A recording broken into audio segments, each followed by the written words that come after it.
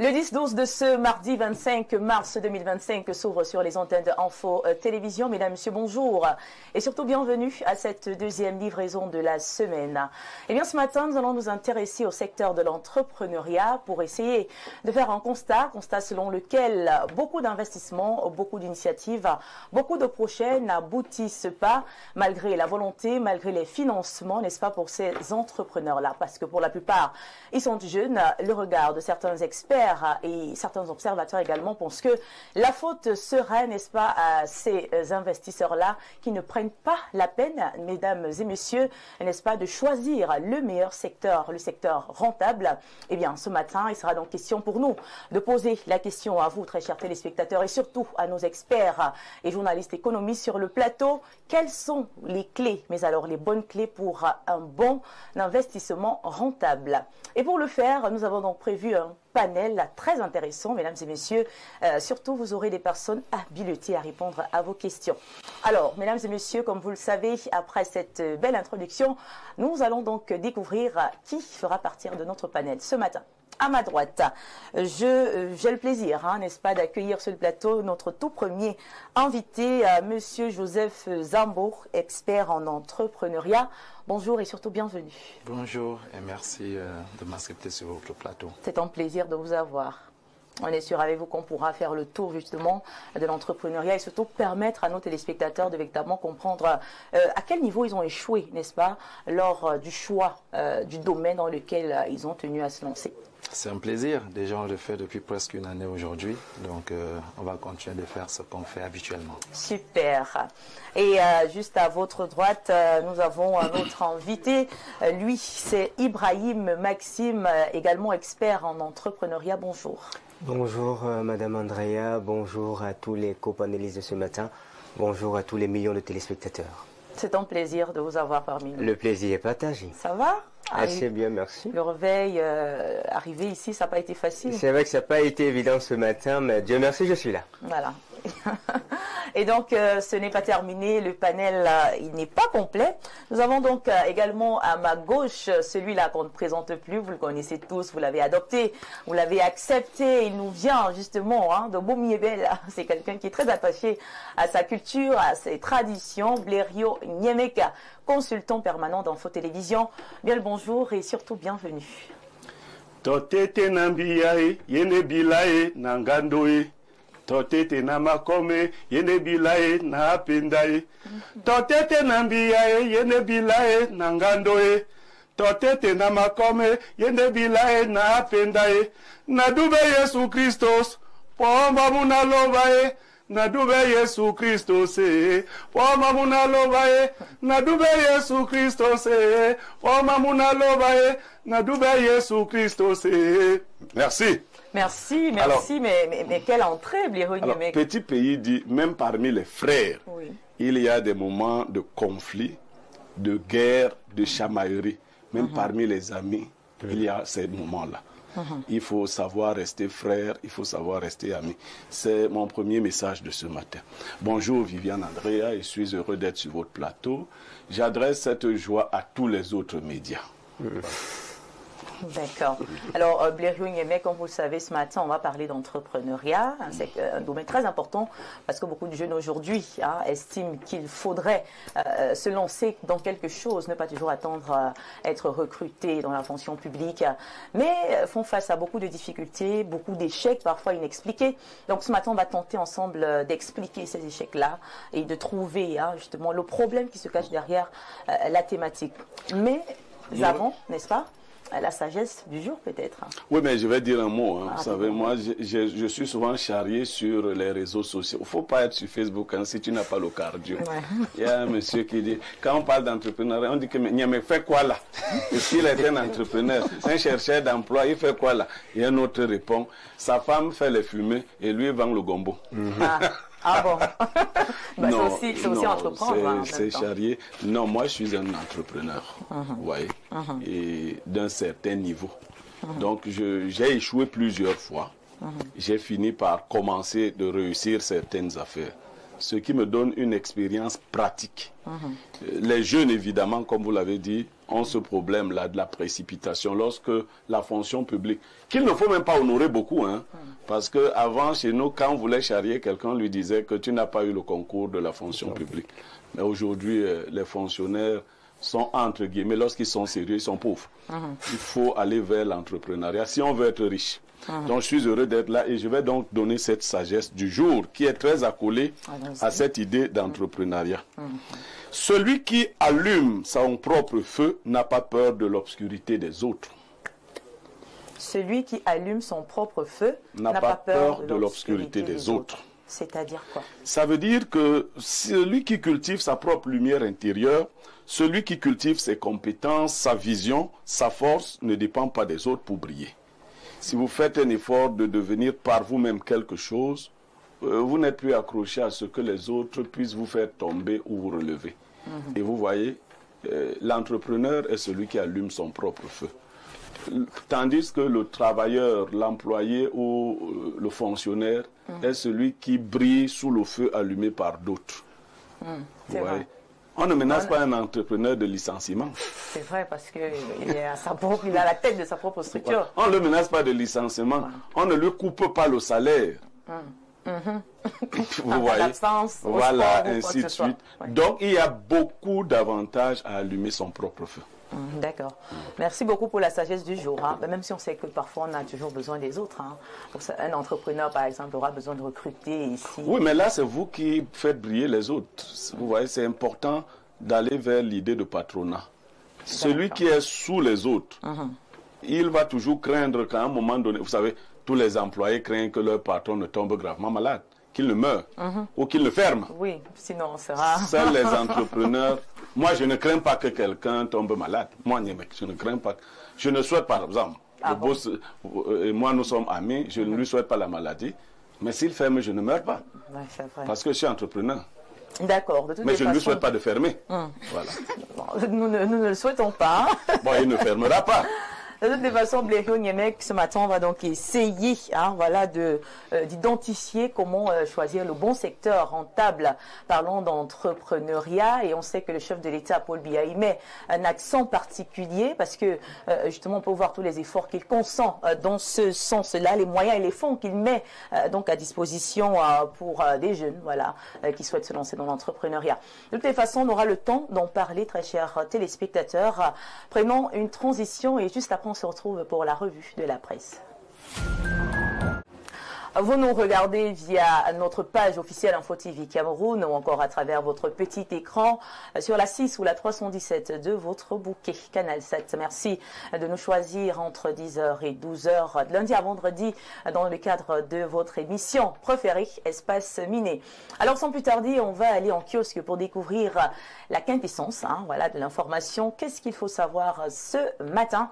Nous recevons à cet effet notre jeune Claudia Ntia, bonjour et bienvenue. Bonjour Viviane Angrea, jour de match, jour de match, jour de match. On peut voir le lion. Oui, sur le lion il est là, le lion a rugi, ça sera très grave tout à l'heure. Tu as fait un pronostic?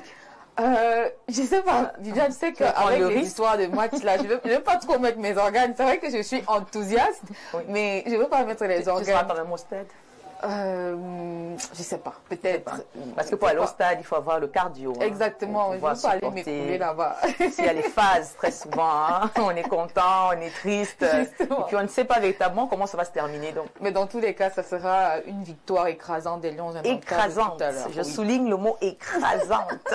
D'accord. En tout cas, on souhaite bonne chance aux Lions indomptables pour ce soir, lorsqu'il sera 20h précise. Et donc, vous nous conduisez en kiosque, Claudia. Nous ouvrons. Viviane Angrea, voici donc les événements qui ont marqué l'actualité au Cameroun ces dernières 24 heures. À la une ce mardi présidentiel 2025, Paul Biya déjà plébiscité dans l'Union et Foumou. C'est l'information qui barre les tribunes du trait hebdomadaire La Météo de la page 2 à 3. Dieudonné Mveng décrit l'incroyable fête organisée dans ce bastion politique à l'occasion de la célébration du 40e anniversaire du RDPC. Eh bien, les festivités se poursuivent dans le département département de la Mofoué à Famba avec le quotidien Info Matin. Le tabloïd nous fait savoir qu'un fonds départemental de développement pour l'émergence de la jeunesse sera créé avant le 20 mai. L'assurance a été donnée hier, 24 mars, par Luc Magloire Mbagatangana, le patron politique du dit département. La même information fait également la une du journal Capital Info. Les détails sont à découvrir en page 3. Dans l'extrême nord à présent, le quotidien Le Messager nous donne les échos de la célébration des 40 ans du RDPC. Eh bien, les militants et sympathisants du parti choisissent bien et c'est jusqu'à la gare, apprend-on. Le camp est donc en marche. Et ce n'est pas fini. Cameroun Tribune parle de l'an 40 du RDPC comme un air d'avant-match. Revivez la revue des groupes de la page 4 à 11 ce matin. Au-delà des festivités, la nouvelle expression se range du côté du vent ce matin. S'intéressant aux 40 ans du RDPC, le tabloïd nous dit que le parti est dans le vent. Que faut-il entendre par cette révélation? Je vous laisse découvrir les explications en page 4. Une élection pourrait en cacher une autre, mais loin de la présidentielle, le jour s'intéresse plutôt aux élections à la BAD, Banque africaine de développement. À Manmana nous informe que le docteur Samuel Munzele Membo sollicite le soutien du Cameroun. Parlons santé avec le quotidien Mutation. Georges Alain Boyomo présente la tuberculose avec une prévalence qui explose. Côté statistique, notez que plus de 27 000 patients ont été déclarés en 2024, soit 2000 de plus que l'année précédente, dont 2023. Pour clôturer cette revue de presse, Thierry Ekouti nous présente des perspectives. Lisez en page 4 les défis qui attendent l'agence de notation financière de l'Union africaine. C'est tout pour la revue de presse de ce matin. Viviane Angrea. Merci à toi, Claudia Antia, pour cette belle lecture des unes à proposer donc par la presse écrite en ce mardi. On espère qu'à la maison, vous êtes satisfaits et que vous pouvez désormais vaquer à vos activités pour ceux-là qui étaient en attente de l'information. Alors, Claudia, qu'est-ce qu'on peut te souhaiter ce matin? La bonne humeur, tout simplement, la positive attitude. Voilà, tout ce qu'il y a de beau. Exactement. La bonne humeur, la joie, et voilà. Surtout. Mais je pense que ceux qui ont beaucoup plus besoin de cette bonne humeur, de cette positivité, ce sont nos lions. Ils iront au front tout à l'heure. Et surtout les fans, non. Surtout les fans, surtout les fans, parce que les fans, très souvent, ils s'emportent un tout petit peu. On les voit là, à rigoler. Après, on les voit encore quelques temps plus tard, insulter. Du coup, c'est pas souvent évident. Mais on sait quand même que le Cameroun, lors des 7 dernières rencontres contre la Libye, a eu à gagner justement 4 fois avec un match nul et une défaite seulement. Donc, je crois qu'on est bien parti. Ouais, on est bien parti. On a quand même une équipe assez performante. Bon, malgré quelques polémiques, on sait que bon, les Lions indomptables ils ont le courage, ils ont la niaque nécessaire. Et nous sommes derrière les Lions indomptables ce matin. Rendez-vous, c'est 20h. On se dit à 20h au stade. À 20h au stade. Et puis, moi, je te souhaite de passer une excellente journée et surtout bonne suite d'émission. Merci beaucoup. Mesdames, Messieurs, on va raccompagner notre très chère Claudia Antia en publicité et on se dit à tout à l'heure. Plateau de Espace Miné, très chers téléspectateurs, passons tout de suite et maintenant à la dénonciation de ce jour. Et pour le faire, nous repassons la parole à Blériot Niemek. Oui, Viviane, depuis hier, je suis un peu troublé. Peut-être que c'est toi qui me trouble. Quand je pense à souhaiter joyeux anniversaire à quelqu'un, j'oublie.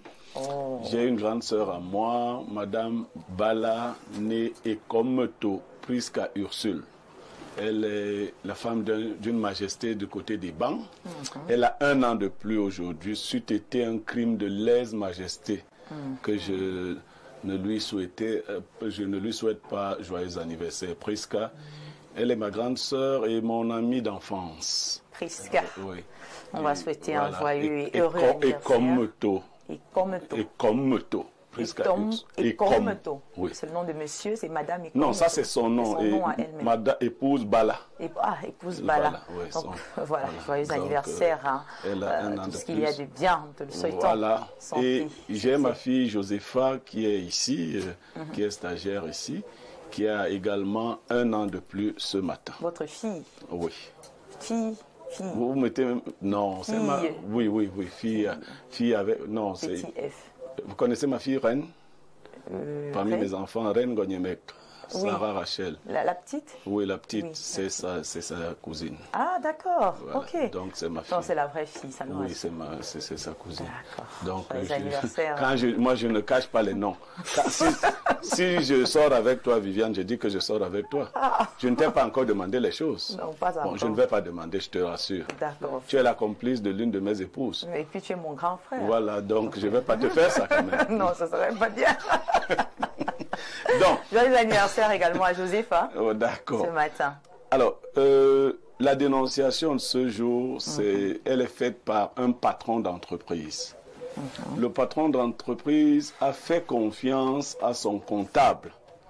Il n'a pas encore voulu qu'on révèle le nom, mais le comptable c'est lui qui devait déclarer à la fois les impôts, qui devait payer la CNPS et tout le reste, comme ça se fait au Cameroun. Le patron a toujours eu des documents, on ne sait pas comment le comptable les a obtenus, mais il découvre à son corps défendant, il y a quelque temps, que le monsieur fabriquait tous ces documents. Il n'a jamais rien payé depuis au moins 4 ans. Oh là là. Voilà. Donc, c'est une action judiciaire qu'il a entreprise, mais en même temps, il a voulu attirer, en dénonçant, l'attention des autres chefs d'entreprise qui très souvent font totalement confiance à ceux qui sont chargés de gérer les finances en entreprise. Moi-même, quand il me l'a dit, je me suis dit, bon, les experts sont là, ils vont nous dire comment il a réussi à fabriquer les documents d'impôts. Pendant 4 ans en plus. Qu'est-ce qu'il a fait? Mais il n'a rien, alors, mais rien déclaré. Alors, le monsieur est un peu embarrassé parce que chaque fois que les impôts sont arrivés, son comptable a géré. C'est lui qui, enfin, lui n'a jamais été interpellé d'une manière ou d'une autre par cet aspect-là. Aujourd'hui, il découvre que ni la CNPS, ni les impôts, rien n'a été payé depuis près de 4 ans. Ça, c'est un gros problème, hein, parce que, il faut le dire, toute entreprise devrait avoir des papiers parlant justement d'impôts. Donc, je récapitule, on a donc là un patron qui a fait confiance aveuglement, on va le dire ainsi, à son comptable et à qui il a toujours confié plusieurs missions, parmi lesquelles justement la déclaration des impôts, les papiers de la CNPS et tout, et qui se rend compte 4 ans après qu'aucun papier n'est réel, que rien n'a été fait. C'est un abus de confiance, mais bon, je ne serai pas celle-là, n'est-ce pas, qui va analyser cette situation. C'est une dénonciation qui pourrait concerner n'importe qui à la maison. Alors, je me retourne vers Zambo Joseph. Alors, vous avez écouté la dénonciation comme moi. Qu'est-ce que ça vous dit? Quelle est l'analyse que vous en faites et surtout le conseil que vous pouvez donner à ce pauvre patron-là? Non, mais c'est un peu compliqué. Si on essaye de répondre objectivement, on risquerait de donner du tort aux chefs d'entreprise, mais en réalité, non. Parce que le secteur de la comptabilité est un secteur non seulement qui soit délicat, mais aussi très, très technique. Ce n'est pas un secteur que tout le monde pourrait comprendre le fonctionnement, même si on te remet des documents, qu'ils soient authentiques ou pas. Tu te bases sur quoi? Sur un gros tableau Excel avec de multiples pages et tout, des formules compliquées et tout. Donc du coup, c'est possible que ça arrive à plusieurs personnes. Mais sachant déjà que c'est arrivé à ce monsieur et à d'autres personnes, je pense quand même que c'est pour ça qu'on fait souvent des sortes d'audits, ou c'est pour ça que de temps en temps, parfois, il arrive qu'on fasse venir d'autres experts sur les plateaux, dans des entreprises pour essayer de vérifier ce nombre de choses en entreprise. C'est quand même un peu difficile que pendant 4 ans, on a une personne qui est en poste de responsabilité et qu'on n'ait pas un jour à faire venir une contre-expertise pour vérifier 2, 3, 4 choses, certains documents et tout. Je crois que c'est un peu ça, un peu la petite erreur du monsieur. Il a un peu trop fait confiance. Ouais. Donc vous pensez que chaque patron devrait maîtriser un tout petit peu le secteur dans lequel il s'engage? Bon, non, on ne peut pas tout maîtriser. Ça, c'est impossible. Il ne faut pas qu'on se mente. L'entreprise a énormément de départements relativement à sa grosseur. Et c'est impossible qu'on maîtrise tous les grands secteurs ou tous les grands pôles. toute personne a au moins un secteur sur lequel elle est classée, mais on ne peut pas maîtriser la comptabilité, la ressource humaine, l'administration. On ne peut pas, tout le monde déjà être propriétaire d'une entreprise n'est pas une fonction. Mais relativement à ce que tu sais faire, tu auras une fonction, peut-être directeur général ou ceci, mais il faut bien maintenant employer d'autres professionnels ou d'autres experts pour d'autres pôles. C'est tout ça ensemble qui va faire avancer. Et c'est quoi le conseil que vous donnez aux patrons ce matin? Il faut au moins que tous les ans, qu'on puisse faire venir une contre-expertise qui arrive à l'entreprise et qui essaye de vérifier la bonne santé de l'entreprise. Très bien, merci beaucoup. Ibrahim également, qui semble très affecté par la situation, peut-être parce qu'il se voit dans la peau du monsieur en tant que chef d'entreprise également. Alors, il faut dire que c'est une situation assez désagréable, c'est une dénonciation, il faut que on puisse en parler. Mais ce que je veux dire, c'est que, vous voyez, quand on recrute quelqu'un à la banque, Andrea, on prend un passage ou un recrutement peut-être à 3, 4, 5 étapes, où on étudie sa moralité. Parce qu'on sait que non, vraiment, c'est l'argent de l'entreprise. Et lorsqu'il y a l'argent de l'entreprise, normalement, le cœur de tout patron doit être là où il y a son argent. Parce que une entreprise, même la Bible dit que là où se trouvera le trésor d'un homme, là sera son cœur. Donc le cœur d'un entrepreneur, c'est d'abord là où il y a l'argent. Et quelqu'un qui est très conscient en tant qu'entrepreneur, c'est que les entrées et les sorties d'argent, le flux de trésorerie est la chose qui importe, qui permet au chef d'entreprise de savoir si je suis en bonne santé ou si je suis en mauvaise santé. Vous voyez, à la banque, lorsqu'on a fini d'interviewer, d'étudier psychologiquement quelqu'un, de faire des études de moralité et qu'on l'a pris et qu'elle est caissière, elle doit seulement recevoir l'argent et classer l'argent, on met quand même une banque là en haut comme mesure de dissuasion. Parce qu'on estime quand même que, même comme on dit qu'elle est intègre et elle a l'éthique morale, il faut quand même que si la pensée, l'idée de prendre et de mettre dans le sac arrive, qu'il y ait des mécanismes et des mesures qui ne l'encouragent pas à aller dans ce sens-là. Donc c'est la responsabilité d'un chef d'entreprise parce que l'argent, ça donne des idées aux gens. Et quand les gens ont des problèmes, ils peuvent penser à des rouages et à des façons de contenir les trésoreries des patrons. Donc, véritablement, il faudrait que les chefs d'entreprise mettent des mesures pour gérer ce genre de choses-là. L'autre chose que je dirais, c'est qu'aujourd'hui, Dieu merci, c'est l'un des avantages de la digitalisation, parce qu'aujourd'hui, tu peux aller consulter l'état de paiement de tes impôts sur le site de la direction des impôts. Et ça, on n'a pas besoin d'entrer des codes assez particuliers. Il voit son comptable, il dit je veux le code d'impôt, je veux le numéro, etc. Lui-même étape, il vérifie si on a dit valider ou pas valider. Donc quelque part ce patron est fautif dans la mesure où il n'a pas véritablement un regard là-dessus. Et s'il avait même fait une formation en gestion de projet, il aurait su ce que Joseph disait tout à l'heure. On met un projet en place, on le planifie, on l'exécute, on suit et on fait le suivi et le contrôle. Mais Ibrahim, quand on délègue quand même les tâches, on n'est plus censé avoir véritablement un regard. On fait confiance, on se dit, on attend le résultat. Donc ce patron quand même n'allait pas encore se substituer en voilà, comptable, en voilà, chef service de ceci. Voilà, je pense. On peut penser ça, mais je ne suis pas trop sûr qu'il faudrait penser comme ça. André, je pense que vous avez peut-être un époux qui vous donne l'argent de ration par jour. Et lorsqu'il vous donne 5 000, c'est fini. Vous dites que demain c'est fini, il donne 10 000. C'est fini, il donne 15 000, c'est fini. Un jour vous demandez, vous faites comment pour finir 15 000 Parce qu'il peut sembler ne pas avoir un regard, mais il y a quand même un regard. Le patron, c'est un manager. Et je dis bien que là où il y a l'argent, là-bas, sa concentration doit y être. Je ne l'ai pas demandé d'être un expert en comptabilité. Moi, je ne suis pas un expert en comptabilité. Mais il y a des prérequis et des éléments qu'il doit toujours vérifier. Et, à mesure de base, prendre les audits et contrôles tous les 6 mois pour vérifier que le comptable qui est là, eh ben, il fait bien son travail. Et même diversifier les experts d'audit et contrôle. Là, il faut dire que le comptable a quand même été stratégique parce qu'il est trop stratège. Il n'a pas détourné l'argent, non. Il a juste fait semblant d'aller payer. Non, mais c'est un détournement. Quand même. C'est un détournement, André. C'est un détournement. Il a été assez sage. Sage, malin. Il a fallu 4 ans.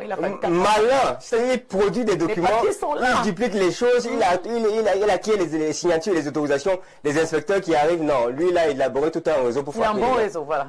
C'est ce que j'allais dire. Oui, Joseph, tu voulais dire quelque chose. Oui, je voulais ajouter un petit quelque chose. C'est que il y a une étape dans des, peut-être que monsieur maîtrise ça mieux, à la ressource humaine, on appelle souvent ça les entretiens professionnels. Après une certaine durée dans des entreprises, on entretient tous les employés d'une entreprise pour réévaluer les valeurs, les objectifs. Et c'est là aussi que, ce sont les experts qui le font dans l'entreprise, c'est là aussi qu'on essaie de voir si quelqu'un a changé un peu une donne, parce qu'on peut recruter quelqu'un aujourd'hui, comme Ibrahim a dit, qui répond à tous les critères. Belle enquête de moralité. Tout, il est pur, tout est propre. Mais on dit la petite vient en mangeant ou bien la chèvre problème, il fallait gérer la développer le système. La chèvre brute avait l'attaché.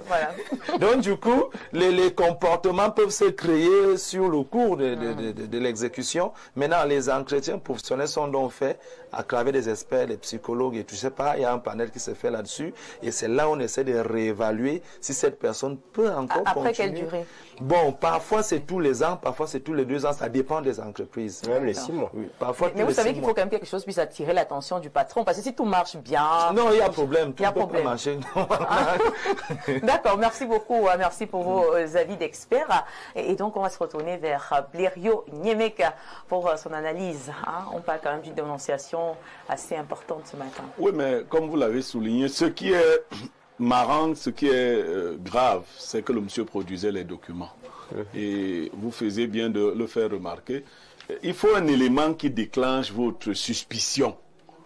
Qu'est-ce qu'on attend de quelqu'un qui allait payer les impôts, qui viennent avec des documents?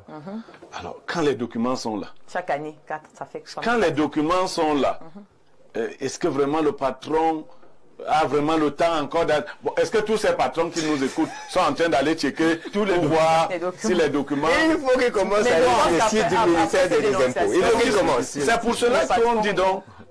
Quand en entreprise, et je le disais hier, c'est pas la même chose, la confiance n'exclut pas la méfiance. Avec les habitudes, quand par exemple un employé se rend compte qu'il n'est pas contrôlé, il peut devenir quelqu'un de vicieux.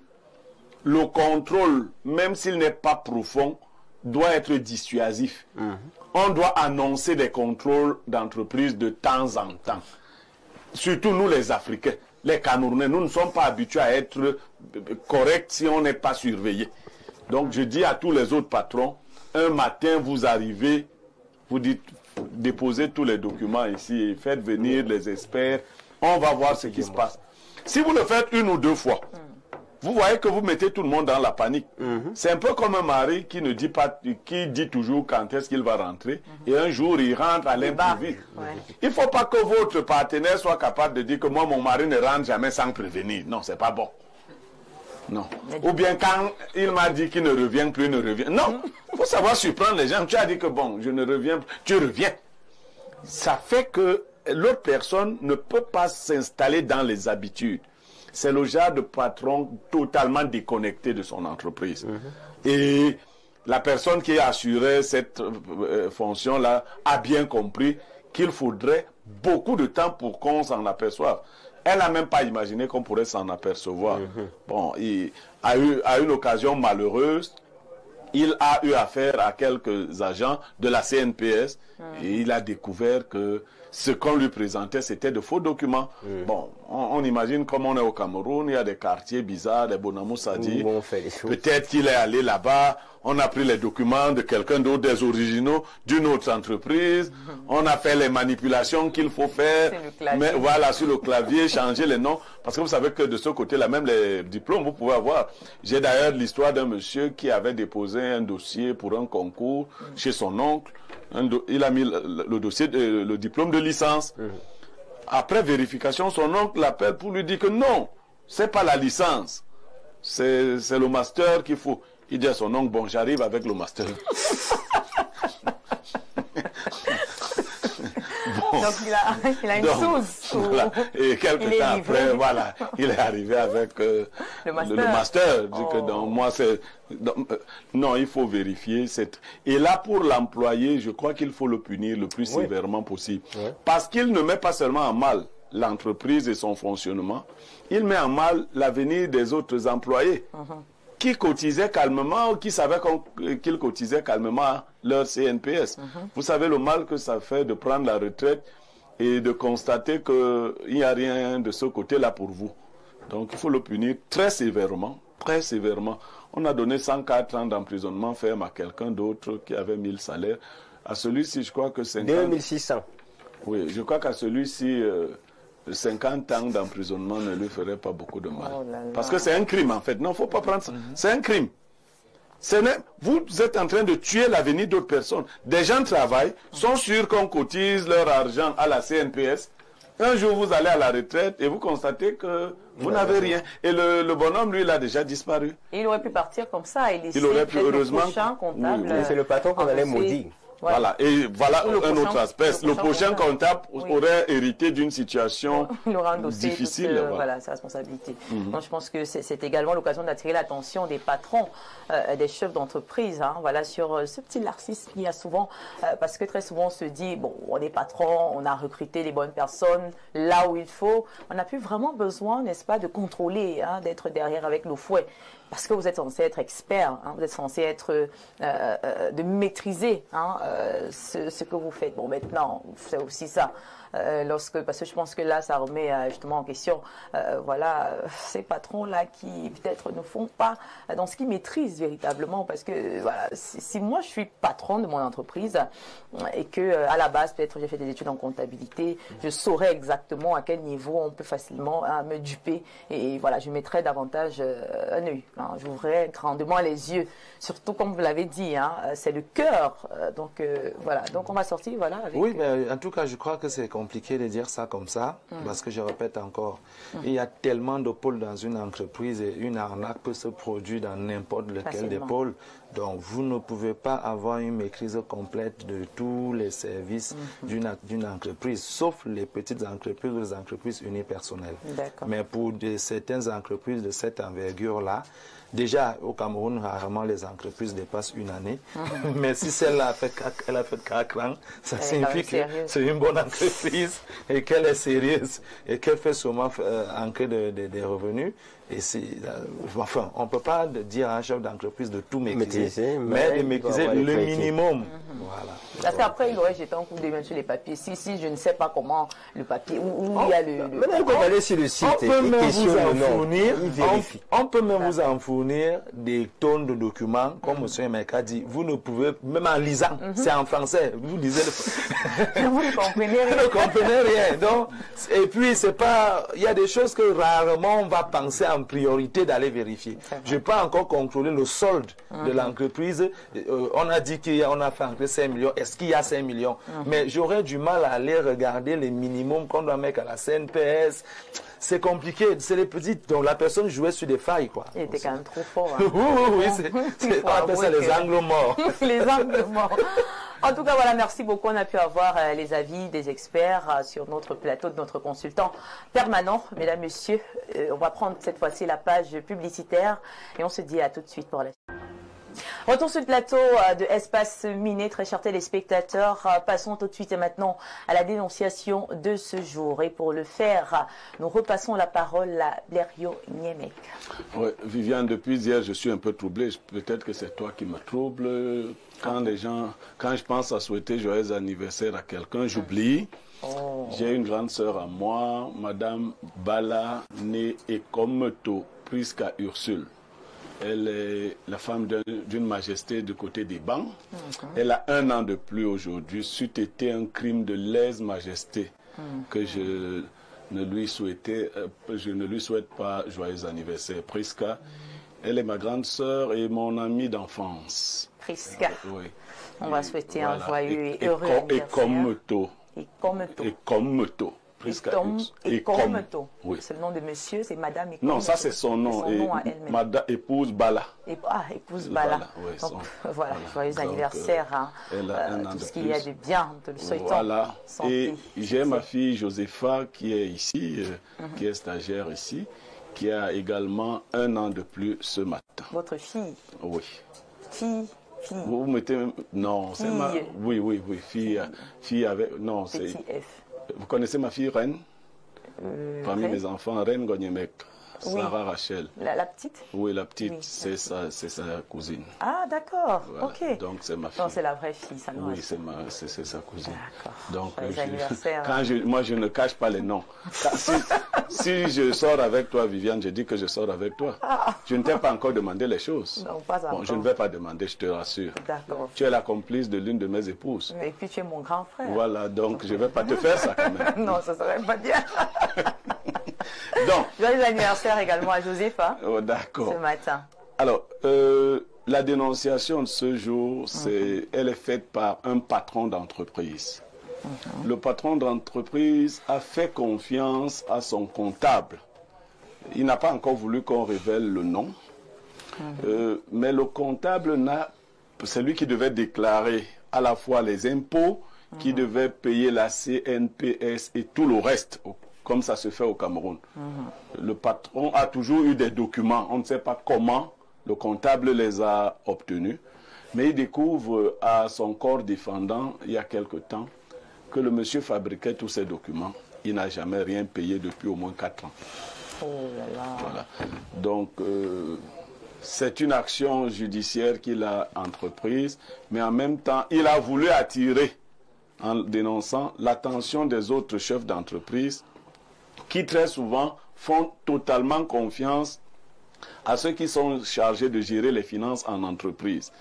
Moi-même, quand il me l'a dit, je me suis dit, bon, les experts sont là, ils vont nous dire comment il a réussi à fabriquer les documents d'impôts. Pendant 4 ans en plus.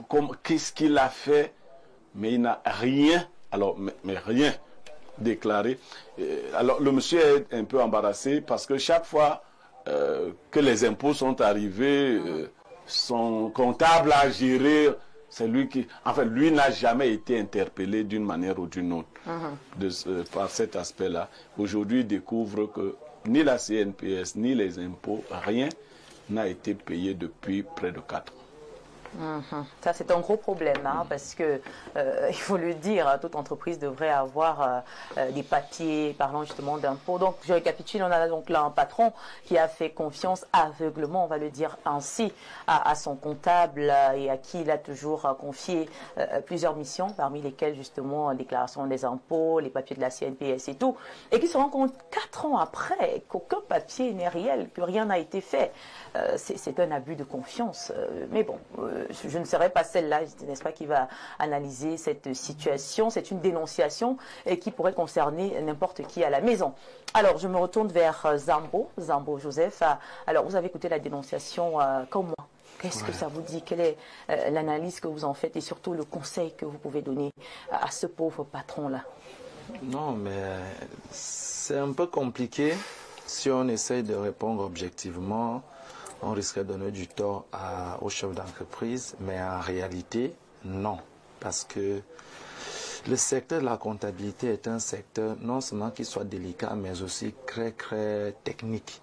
Ce n'est pas un secteur que tout le monde pourrait comprendre le fonctionnement, même si on te remet des documents, qu'ils soient authentiques ou pas, tu te bases sur quoi? Sur un gros tableau Excel avec de multiples pages et tout, des formules compliquées et tout.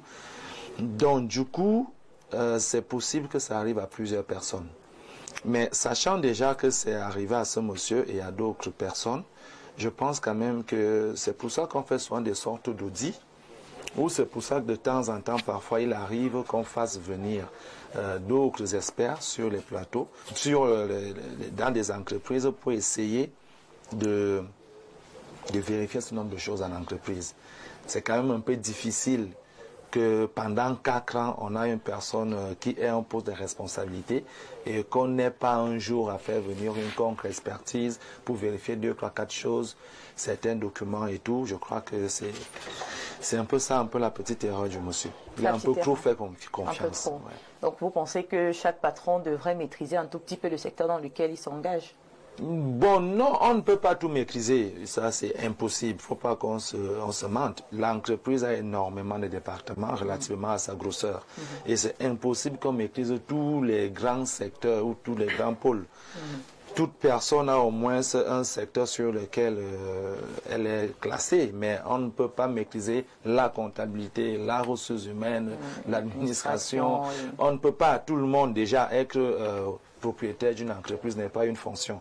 Mais relativement à ce que tu sais faire, tu auras une fonction, peut-être un directeur général ou ceci, mais il faut bien maintenant employer d'autres professionnels ou d'autres experts pour d'autres pôles.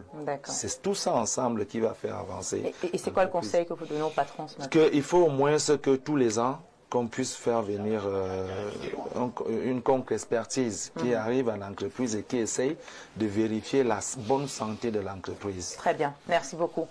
Ibrahim également, qui semble très affecté par la situation, peut-être parce qu'il se voit dans la peau du monsieur en tant que chef d'entreprise également.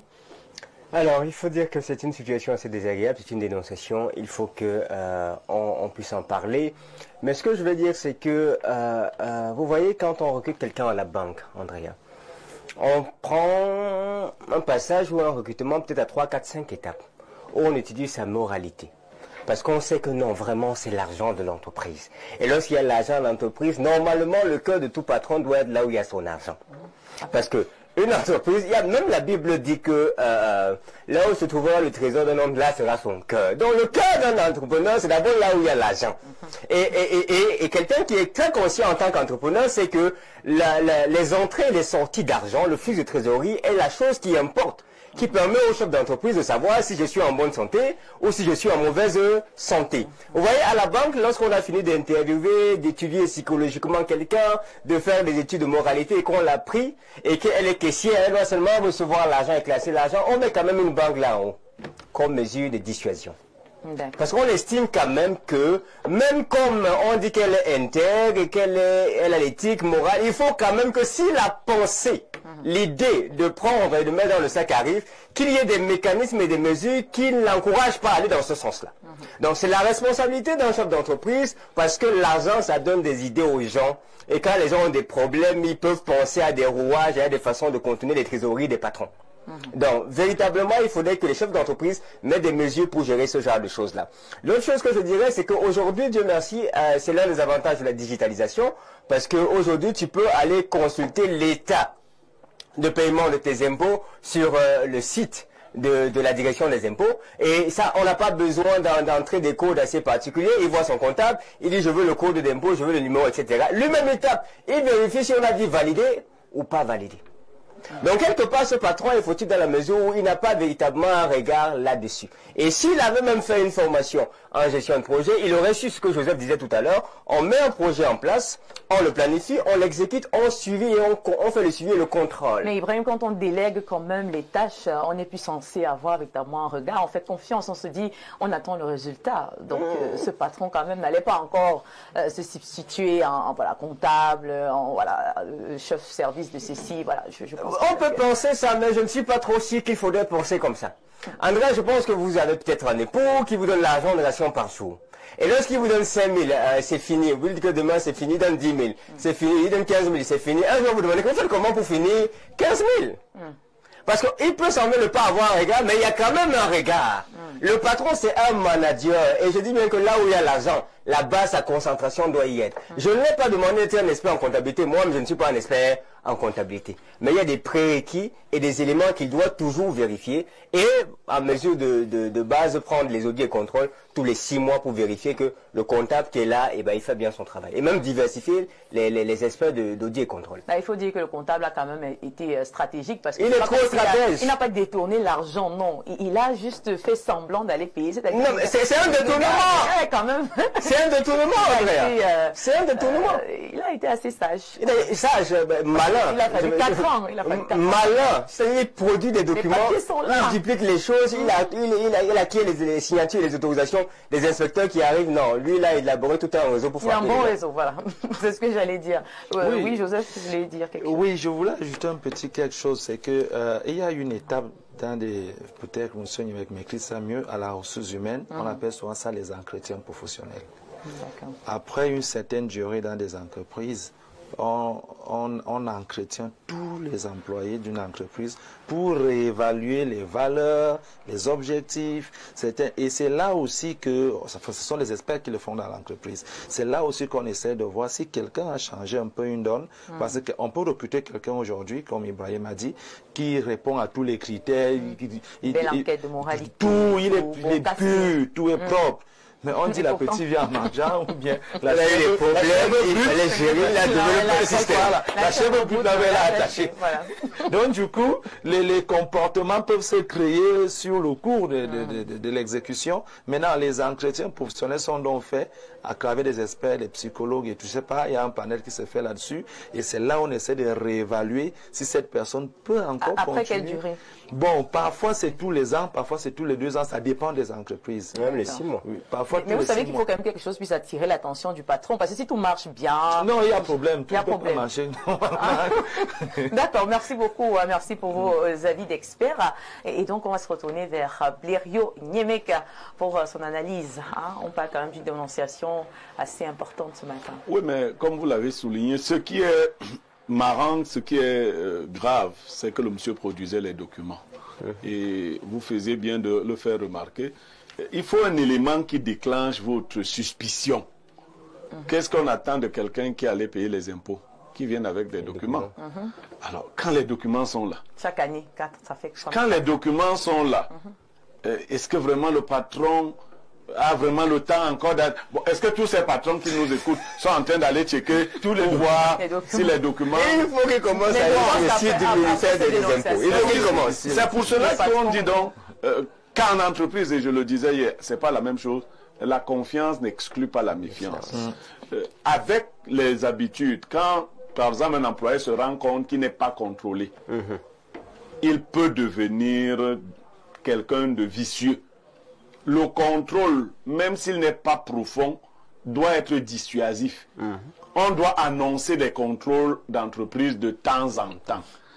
Surtout nous les Africains, les Camerounais, nous ne sommes pas habitués à être corrects si on n'est pas surveillé. Donc je dis à tous les autres patrons, un matin vous arrivez, vous dites, déposez tous les documents ici et faites venir les experts, on va voir ce qui se passe. Si vous le faites 1 ou 2 fois, vous voyez que vous mettez tout le monde dans la panique. C'est un peu comme un mari qui ne dit pas, qui dit toujours quand est-ce qu'il va rentrer, et un jour il rentre à l'imprévu. Il ne faut pas que votre partenaire soit capable de dire que moi mon mari ne rentre jamais sans prévenir. Non, c'est pas bon. Non. Ou bien quand il m'a dit qu'il ne revient plus, il ne revient. Non, il faut savoir surprendre les gens. Tu as dit que bon, je ne reviens plus, tu reviens. Ça fait que l'autre personne ne peut pas s'installer dans les habitudes. C'est le genre de patron totalement déconnecté de son entreprise. Et la personne qui a assuré cette fonction-là a bien compris qu'il faudrait beaucoup de temps pour qu'on s'en aperçoive. Elle n'a même pas imaginé qu'on pourrait s'en apercevoir. Bon, à une occasion malheureuse, il a eu affaire à quelques agents de la CNPS et il a découvert que ce qu'on lui présentait, c'était de faux documents. Bon, on imagine comme on est au Cameroun, il y a des quartiers bizarres, des Bonamou Sadi. Peut-être qu'il est allé là-bas, on a pris les documents de quelqu'un d'autre, des originaux, d'une autre entreprise. On a fait les manipulations qu'il faut faire. Mais voilà, sur le clavier, changer les noms. Parce que vous savez que de ce côté-là, même les diplômes, vous pouvez avoir. J'ai d'ailleurs l'histoire d'un monsieur qui avait déposé un dossier pour un concours chez son oncle. Il a mis le dossier, le diplôme de licence. Après vérification, son oncle l'appelle pour lui dire que non, c'est pas la licence. C'est le master qu'il faut. Il dit à son oncle, bon, j'arrive avec le master. Bon. Donc il a une chose. Voilà. Et quelques temps après, voilà, il est arrivé avec le master. Dit que donc, moi, c'est... non, il faut vérifier. Et là, pour l'employé, je crois qu'il faut le punir le plus sévèrement possible. Parce qu'il ne met pas seulement en mal l'entreprise et son fonctionnement, il met en mal l'avenir des autres employés qui cotisaient calmement ou qui savaient qu'ils cotisaient calmement leur CNPS. Vous savez le mal que ça fait de prendre la retraite et de constater qu'il n'y a rien de ce côté-là pour vous. Donc il faut le punir très sévèrement, très sévèrement. On a donné 104 ans d'emprisonnement ferme à quelqu'un d'autre qui avait 1000 salaires. À celui-ci, je crois que 2600. Oui, je crois qu'à celui-ci... 50 ans d'emprisonnement ne lui ferait pas beaucoup de mal. Oh là là. Parce que c'est un crime en fait. Non, il ne faut pas prendre ça. C'est un crime. Vous êtes en train de tuer l'avenir d'autres personnes. Des gens travaillent, sont sûrs qu'on cotise leur argent à la CNPS. Un jour, vous allez à la retraite et vous constatez que vous n'avez rien. Et le bonhomme, lui, il a déjà disparu. Il aurait pu partir comme ça et laisser Il aurait pu, heureusement, le prochain comptable. Oui, c'est le patron qu'on allait maudire. Voilà, et voilà un autre aspect. Le prochain comptable oui. aurait hérité d'une situation il aura endossé difficile. Voilà, sa responsabilité. Donc, je pense que c'est également l'occasion d'attirer l'attention des patrons, des chefs d'entreprise, hein, voilà, sur ce petit narcissisme qu'il y a souvent, parce que très souvent on se dit, bon, on est patron, on a recruté les bonnes personnes là où il faut, on n'a plus vraiment besoin, n'est-ce pas, de contrôler, hein, d'être derrière avec nos fouets. Parce que vous êtes censé être expert, hein, vous êtes censé être de maîtriser hein, ce que vous faites. Bon, maintenant, c'est aussi ça. Parce que je pense que là, ça remet justement en question, voilà, ces patrons-là qui peut-être ne font pas dans ce qu'ils maîtrisent véritablement. Parce que voilà, si moi je suis patron de mon entreprise et que à la base peut-être j'ai fait des études en comptabilité, je saurais exactement à quel niveau on peut facilement me duper et voilà, je mettrais davantage un œil. Hein, j'ouvrirais grandement les yeux, surtout comme vous l'avez dit, hein, c'est le cœur. Donc voilà, donc on va sortir voilà. Avec, oui, mais en tout cas, je crois que c'est compliqué de dire ça comme ça, parce que je répète encore, il y a tellement de pôles dans une entreprise et une arnaque peut se produire dans n'importe lequel des pôles.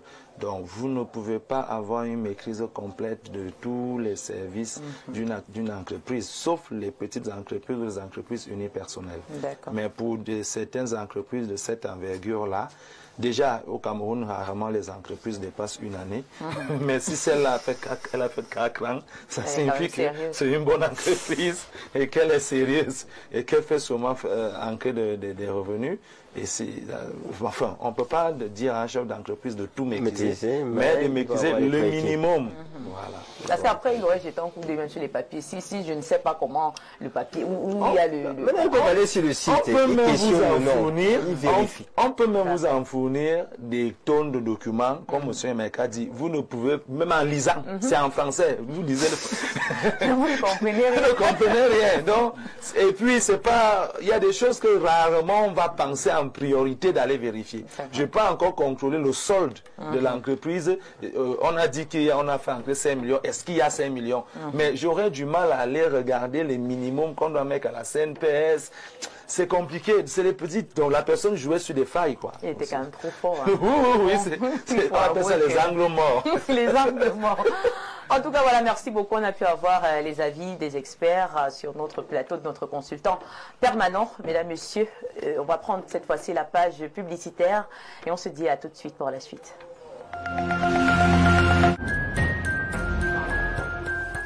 Célestin analyse sur le plateau de Espace Miné. Il sera donc question pour nous, durant, mesdames et messieurs, cet échange, de pouvoir identifier ou alors aider les jeunes entrepreneurs à identifier les meilleurs secteurs rentables, justement ces secteurs-là qui pourraient nous permettre en certain moment, n'est-ce pas, d'être à un certain niveau, tout simplement.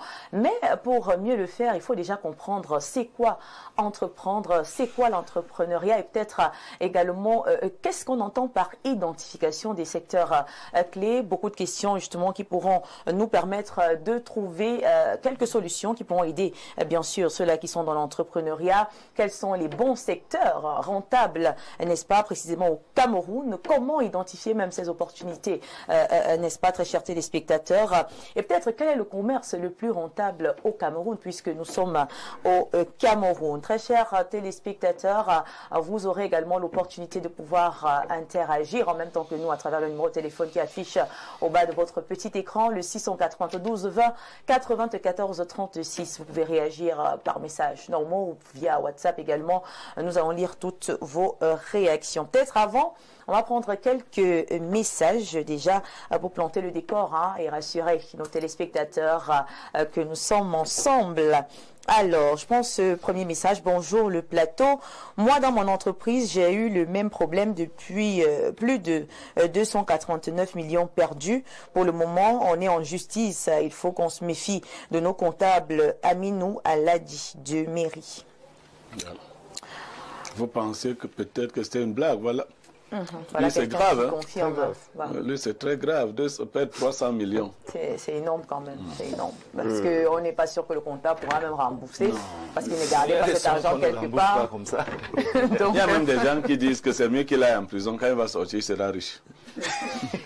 Même quand il a l'argent, il dit que si je il faut faire garder l'argent. Il dit que le nombre d'années là, je ne pouvais pas gagner l'argent si en prison. Il fait les calculs. Il dit qu'avec mon salaire, c'est mieux de travailler en prison. Je vais sortir trouver l'argent. Il ne comprend même pas la leçon. Bon, de toutes les façons, voilà. Un autre message ce matin. Bonjour le plateau. Oui, c'est bien. Il faut porter plainte. Il faut mettre le gars en prison. Mais vous imaginez le temps et les dépenses que cela pourra encore vous pousser à faire. À un moment donné, il faut bien sévir. Bon, bien sévir, c'est quoi? Alors, je vais prendre ce message. Bonjour. Je ne crois pas à la petite histoire du monsieur avec la veste. Mais à moins, ses propos sont cohérents. Le monsieur avait la veste. Il y a la veste. Ah. On ne croit pas à votre histoire. Oh là là. Bonjour Viviane, Andrea, très bonne émission, très belle analyse de tous vos panélistes ce matin. Merci. Pour ma part, l'homme en général ne peut pas vivre sans être contrôlé. Auquel cas, c'est la catastrophe. Nous avons toujours besoin de contrôle car c'est pour notre propre bien à nous. Et cela nous empêche de faire ressortir les petits démons qui sont enfouis en nous. En passant, vous êtes une très brillante présentatrice. Que Dieu vous bénisse abondamment. Que ces patrons prennent leurs responsabilités en main. Simon Marius Mba depuis Yaoundé. D'accord, merci beaucoup. Alors, je prends ce dernier message. Bonjour à tous. Ce cas de figure arrive à cause de l'inculture du chef d'entreprise. En 5 minutes, il se connecte juste pour son espace contribuable et il voit l'historique des déclarations synthétiques. Et pour la CNPS, chaque employé étant immatriculé devrait avoir son numéro d'immatriculation pour vérifier si ses cotisations sont faites. Ce sont les gens qui ne veulent pas connaître la vérité. Quand ils sont payés à la fin du mois et qu'ils peuvent aller s'asseoir au bar pour regarder les Swatini tabasser les lions. Ça va. Bonne suite d'émission. The Robert Dunkol-Dongo. D'accord. On va pour le moment mettre un terme à la lecture des messages. On y reviendra. Continuez de nous écrire. On va s'intéresser à l'entrepreneuriat qui nous rassemble ici ce matin. Et naturellement, pour ouvrir, on va faire un premier tour de table, bien évidemment, avec nos experts sur le plateau. Alors, Joseph Zambo, vous savez, comme à l'école, là, très souvent, pour bien comprendre une thématique et arriver à aider ceux-là qui nous regardent, arriver à sortir les solutions, il est important de commencer par la définition des termes clés. Et je pense que ce matin, il est important que l'on puisse définir le terme entrepreneuriat en des mots terre à terre pour les Camerounais, voilà, qui nous regardent ce matin. Selon vous, c'est quoi l'entrepreneuriat? Et peut-être également définir l'identification des secteurs rentables. Qu'est-ce qu'on entend par identifier un secteur rentable? D'accord. Bon, déjà, pour faire trop simple, l'entrepreneuriat, ici, c'est l'action de mener une activité commerciale. Maintenant, après, il faut bien l'encadrer et puis la déclarer. Parce que la plupart des temps, on peut mener des actions d'une manière informelle et après, on se dit être entrepreneur. Ça, c'est aussi un problème parce que c'est pas encadré. Bon, maintenant, de l'autre côté, à la base, le Cameroun présente justement une très, très grosse diversité économique. Là, et puis, on a des très bonnes ressources naturelles, ce qui donne justement un champ d'action très large pour les investisseurs, les entrepreneurs et les hommes d'affaires. Aujourd'hui, maintenant, il faudrait que les gens comprennent que tous les secteurs d'activité peuvent être des secteurs clés et peuvent être rentables. Tous les secteurs. Oui, je dis bien tous les secteurs. Il y a des secteurs, par exemple, qu'on a du mal à penser. Vous imaginez des gens qui produisent des papiers hygiéniques. Ce n'est pas des activités qu'on va mettre en premier plan si on dit qu'on va être un très grand entrepreneur. Mais vous n'imaginez pas combien de milliards peuvent entrer dans ce secteur. Les gens qui font du cure-dent là. Les gens pensent à de grosses choses toujours, mais il y a des secteurs d'activité qui, lorsqu'on te dit combien la personne gagne dedans, tu n'as pas idée. Mais ici, il est question justement de faire une très très belle étude de marché. C'est la première chose. Lorsque vous êtes un entrepreneur et que vous arrivez déjà dans un pays quelconque, il faut déjà bien maîtriser la situation économique de ce pays, les opportunités de ce pays, faire une très belle étude de marché, identifier les besoins, c'est-à-dire vous ne pouvez pas servir à la population quelque chose dont elle n'a pas besoin. C'est ça qu'on parle d'identifier les besoins. Un homme d'affaires lorsqu'il s'assoit, il regarde qu'est-ce qui manque à ces gens. Et lui vous ramène ce qui vous manque. Maintenant, si je remarque que je suis dans une zone où les gens ont du mal à se ravitailler sur le pain, par exemple le pain, mais vous comprenez que si j'exerce une activité qui est liée à la production du pain, ça peut marcher. C'est simplement ça un entrepreneur. Il voit le besoin. Mais si c'est que le besoin, même vous ne le voyez pas, parce que les gens ne peuvent pas aussi avoir besoin d'une chose dont ils ne savent pas. C'est en ce moment qu'on crée aussi le besoin. Parce qu'il y a une possibilité que le besoin soit réel, qu'il soit là. Il y a aussi une possibilité de créer le besoin chez les gens. Par exemple, avant l'avènement des ordinateurs portables, où voilà, les gens utilisaient la dactylographie pour saisir les documents et tout, bon, ils étaient à l'aise dans leur truc. Maintenant, quand vous vous ramenez un nouvel outil comme un ordinateur, c'est à vous de créer maintenant le besoin sur ces gens, parce que dans ce qu'ils font, eux, ils se sentent à l'aise. Donc, pour moi, je dirais simplement que il y a certes des secteurs dont chaque pays a comme secteur clé. En Afrique, c'est des secteurs qui sont liés au sol. D'accord. Mais imaginez-vous donc que justement le manque que vous avez identifié ne cadre pas peut-être avec vos compétences acquises. Que faire dans ce cas? Non, on ne naît pas avec des compétences. On ne naît pas avec des compétences. Moi, je suis né avec quelles compétences? On se forme.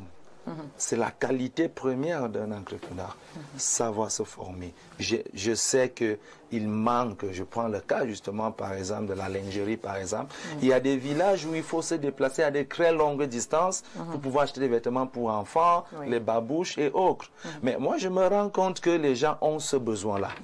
Et moi qu'est-ce que je fais? Je commence donc à mener des études, faire des petites formations pour savoir comment m'approvisionner en vêtements, combien ça peut me coûter un ballot, le transport c'est comment, si je viens avec, quel serait le mode de paiement que je pourrais proposer à ces gens pour qu'ils s'en sortent relativement à ce qu'ils ont comme ressources financières. Mais vous faites une sorte d'analyse et si vous ne maîtrisez pas, vous partez vous former pour maîtriser ou au cas contraire, vous employez une personne qui lui il a la maîtrise. Bon, là, je parle d'une manière terre à terre sur des choses que tout le monde peut comprendre.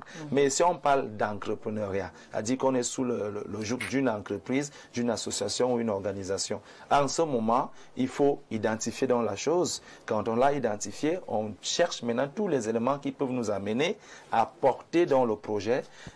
Même les employés et tout, on déclare l'activité et après maintenant on l'amène et on va donc se mouvoir au fur et à mesure que nous allons exécuter l'activité.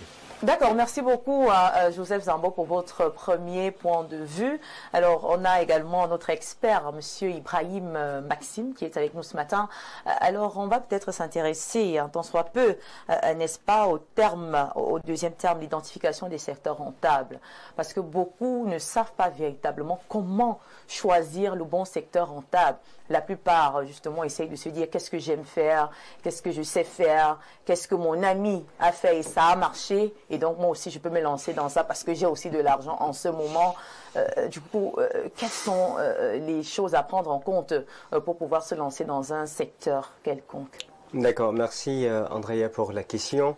Le mot secteur rentable, quels sont les secteurs qui sont rentables? Comme il a dit, ça dépend de deux paramètres. Ça dépend généralement de la demande et ça dépend de l'offre. C'est-à-dire que quelqu'un décide d'être entrepreneur. Tout à l'heure, on essayait de définir ce que c'est que l'entrepreneuriat. Il me plaît souvent de préciser que l'entrepreneuriat, il y a un match aujourd'hui à 20h, consiste simplement à changer d'équipe. J'explique souvent que aux États-Unis, il y a une étude qui a été réalisée qui parle du rapport 3%, 97%, qui fait comprendre qu'en fait 97% de la population sont des consommateurs et 3% sont des producteurs. Parce que depuis notre temps d'enfance, on nous a habitués à jouer dans l'équipe des consommateurs. Va acheter le pétrole, va acheter l'allumette, va acheter la bougie. On est habitué à acheter. Même sur ce plateau, la plupart de tout ce qui existe ici, on a acheté. On n'a pas été façonné dans l'esprit pour être un entrepreneur qui soit capable de produire. Or, l'argent ne va pas dans la main de celui qui achète, ça vient dans la main de celui qui reçoit. Et donc, il est question que les enseignements qu'on a reçus, qui formaient des consommateurs, des champions dans l'équipe de consommateurs puissent être changés par une autre façon de penser pour qu'ils deviennent des producteurs. Maintenant que la jeunesse l'a compris et que l'État a compris avec des statuts comme université, entreprise ou étudiant entrepreneur et qu'il est important que les jeunes se lancent dans l'entrepreneuriat, ce qu'ils doivent d'abord se poser comme question c'est ok, je sais faire ci, je sais faire ça, mais où est-ce qu'il y a un réel besoin? Les gens s'en foutent de savoir pourquoi est-ce que vous voulez devenir PDG. Les gens n'ont rien à savoir à faire du fait que ma mère est malade, c'est parce que je veux être PDG pour pouvoir s'occuper des problèmes de ma mère. Ils s'en foutent de ça. Ce qui intéresse les gens, c'est ce que vous pouvez faire pour eux. Aucun entrepreneur, je ne sais pas si on a fait ça, mais on l'a arrêté comme ça. Pourquoi tu veux devenir PDG? On s'en fout de ça. Ce qui nous intéresse, c'est ce que tu nous apportes. Et donc, quand tu veux entreprendre, il faut que tu te poses la question de savoir qu'est-ce que je peux apporter pour répondre à un besoin spécifique. Tu observes donc un marché, et ben tu vas te rendre compte qu'ici on a besoin de ça, mais l'offre est très réduite. La première règle, c'est qu'on va dans les secteurs là où la demande est élevée, mais l'offre est réduite, mais également il y a une faible concurrence. Parce qu'il y a ce qu'on appelle le commandement à l'entrée. C'est-à-dire que, là je parle pour la jeunesse, la plupart des jeunes n'ont pas d'argent pour commencer. Ok? Je dis des bêtises comme ça, si quelqu'un a 100, 200 millions, on dit avec 100 millions, on lance un salon de coiffure. Parce que j'ai constaté que... j'ai dit des bêtises. Hein. Non, non, c'est vraiment une bêtise. Voilà, j'ai dit des bêtises. C'est là que je vous dis souvent, voilà, non, on lance un truc où on coiffe les gens. Un salon de coiffure. Non. Moi, j'ai dit des bêtises comme ça. On coiffe les gens. Parce que j'ai constaté qu'il y a beaucoup de jeunes qui, n'ayant pas le travail, se lancent dans la coiffure. Sauf qu'il y a un piège à suivre son ami. Vous pouvez me poser la question, mon ami a fait ceci, je le suis. Il y a un piège. Si, je dis des bêtises comme ça, si avec 200 000 ou 100 000, on peut ouvrir un salon de coiffure, ça veut dire que tout le monde qui a 100 000 peut se lancer. Ce qui va se passer, c'est que lorsque tout le monde va se lancer dans l'activité du salon de coiffure, parce qu'ils estiment que c'est pas trop compliqué et qu'avec 100 000 on peut se lancer, c'est le secteur d'activité où tu étais à l'époque le seul à gérer, je dis des bêtises comme ça, 1000 clients, ben vous commencez à vous retrouver 15 à gérer 1000 clients. Parce que lorsque les barrières à l'entrée d'un business, lorsque vous voulez vous lancer dans un business, si vous vous rendez compte que les barrières à l'entrée pour lancer ce business-là sont faciles à franchir, n'allez pas là-bas. Parce que tout le monde peut y aller. Et quand tout le monde y va, ça devient que la circulation n'est plus fluide, il commence à y avoir des embouteillages. Et dès l'instant où il commence à y avoir des embouteillages, les entrées d'argent ne viennent plus comme vous avez prévu dès le départ que ça devait venir. Avant c'était 15, 20, 30 clients, ben maintenant c'est 2, 3. Gars, je ne sais plus ce qui se passe. Tu as choisi un mauvais secteur d'activité. Parce que tu as cru qu'en suivant comme Léon, avec ça on peut démarrer. Il suffit pas juste de choisir ou de décider, avec ceci, je peux faire ceci. Il faut encore poser la question de savoir, est-ce qu'il y a un besoin? Est-ce que réellement je peux m'en sortir dans ce secteur-là? Est-ce que la concurrence là-bas ne va pas monter à un niveau assez intéressant? Donc, l'État va vous dire qu'il y a le secteur primaire, les activités du secteur secondaire, il y a les activités du secteur tertiaire, et tous ces secteurs-là, elle a besoin des gens. C'est ce que dit le rapport de la SND 30, la Stratégie nationale de développement 2020-2030. Elle cite les secteurs clés, mais ce sont des secteurs qui ne sont pas très facilement accessibles. Je vais chuter en disant ceci. Vous avez posé une autre question tout à l'heure en demandant,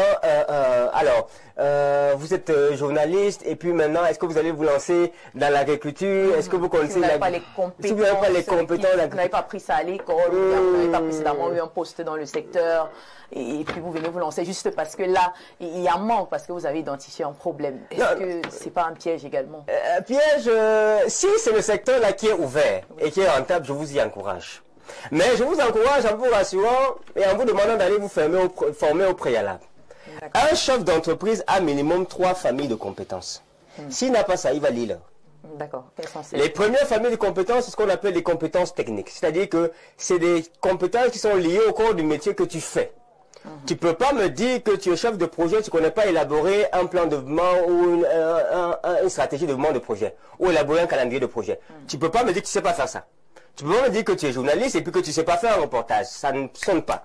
Ce sont des compétences qui sont techniques et qui sont liées au corps de métier où tu pars. Donc si tu vas en agriculture, rassure-toi de récupérer les compétences techniques ici à ce secteur d'activité-là. Au moins les bases. Les bases. Ouais. Ensuite, la deuxième famille de compétences, c'est les compétences professionnelles. Et les compétences techniques, là, elles ne jouent qu'avec un rapport de 30% sur la productivité que ça peut créer.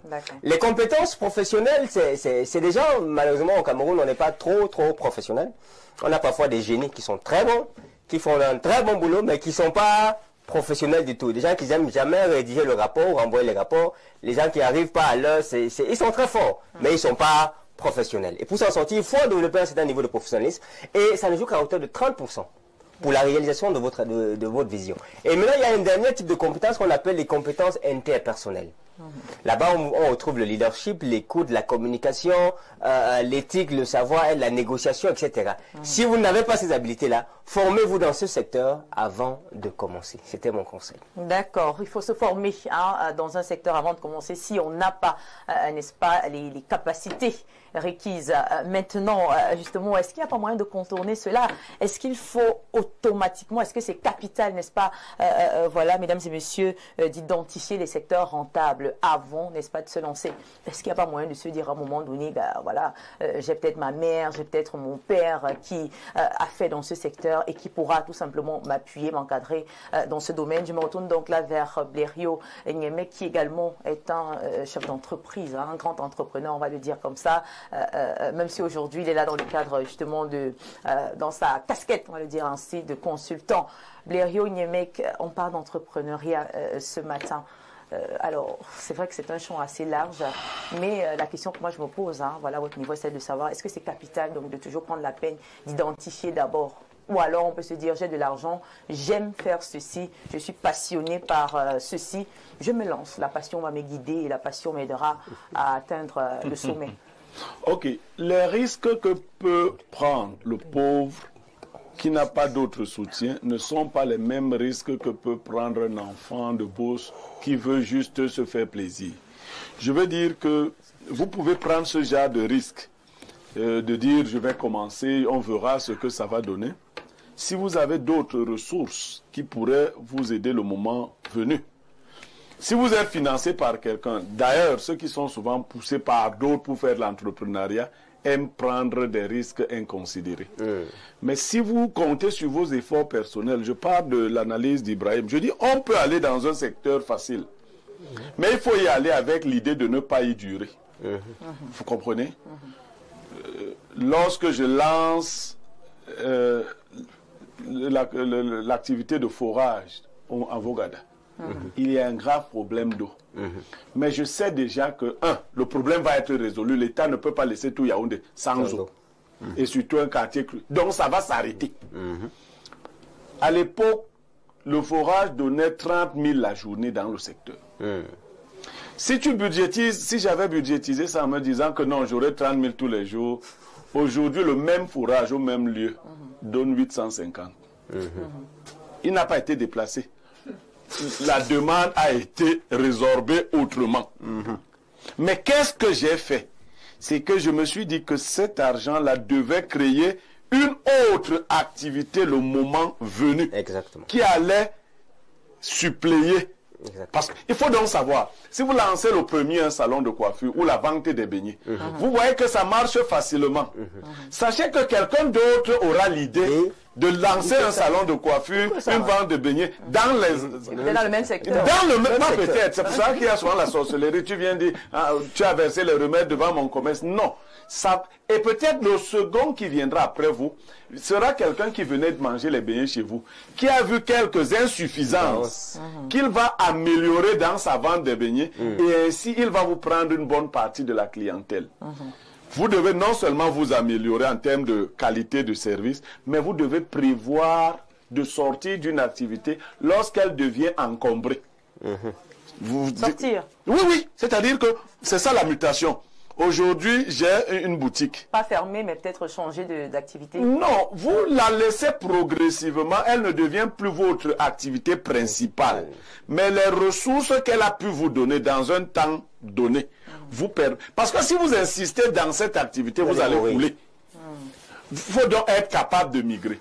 Je dis aux chercheurs d'emploi qui ont eu des diplômes, c'est l'État qui devait faire ça, mais comme l'État ne fait pas ça, continuez de vous former, ne choisissez pas les secteurs de formation.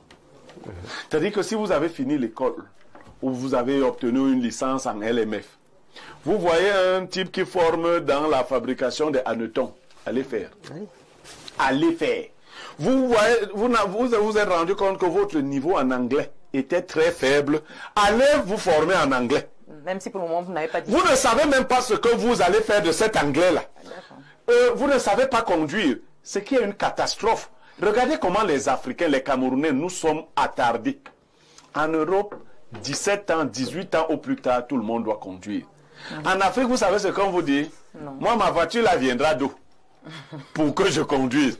Donc, si quelqu'un n'a pas l'assurance qu'il aura un véhicule, il n'apprend pas à conduire. Alors que c'est un besoin. Quand un jeune vient me dire que je cherche un emploi, je dis, mon frère, est-ce que j'ai un emploi? Mais je lui pose, tu sais conduire? Non. 80, 90, 95% des jeunes qui sont venus vers moi m'ont répondu qu'ils ne savent pas conduire. Waouh! Mais tu ne sais pas conduire, tu fais ça comment? Tu fais comment pour ne pas savoir conduire? On vous dit qu'ils n'ont pas de véhicule. Ah ben, ce n'est pas ça l'excuse. Quand j'ai appris à conduire en Vogada, étant dans, je ne savais, parce que je me disais quand même que tous les mécaniciens là n'ont pas de voiture. Pourquoi eux ils conduisent?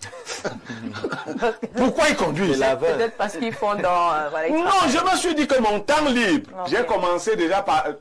Et on a tous... Parce que la pauvreté a ceci de particulier qu'il y a toujours des solutions palliatives.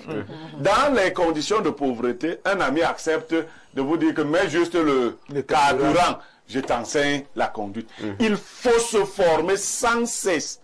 C'est toi, tu n'as pas vocation à devenir agriculteur, mais tu vois un oncle qui fait dans l'ananas, va te former. Va te former. Tu auras suffisamment de champs d'action le moment venu. Tu pourras diversifier. Mais lorsque on t'amène, toi tu sais faire quoi? Hein, j'ai eu ma licence en sciences économiques. Oui, c'est très beau. Et après, tu sais faire quoi? Ce que je vois, qu'est-ce que tu vois?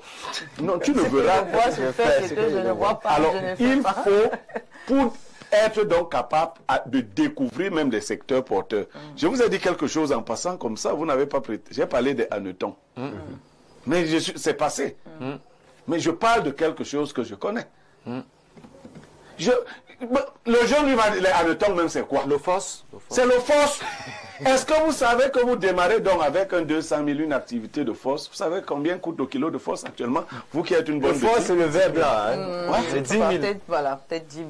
À nous, quand nous allons au restaurant... Oui, le kilo. Non, je ne parle pas du tout. C'est que le verre, c'est 1500, 2000... Alors, le verre, c'est dans les 2000 francs. Le verre de FOS. C'est quand même peu. Oui, vous voyez ça? Cher, oui. Et vous, pour atteindre le kilo, vous savez ce qu'il faut? Non. Vous savez le bénéfice que vous avez dans le FOS?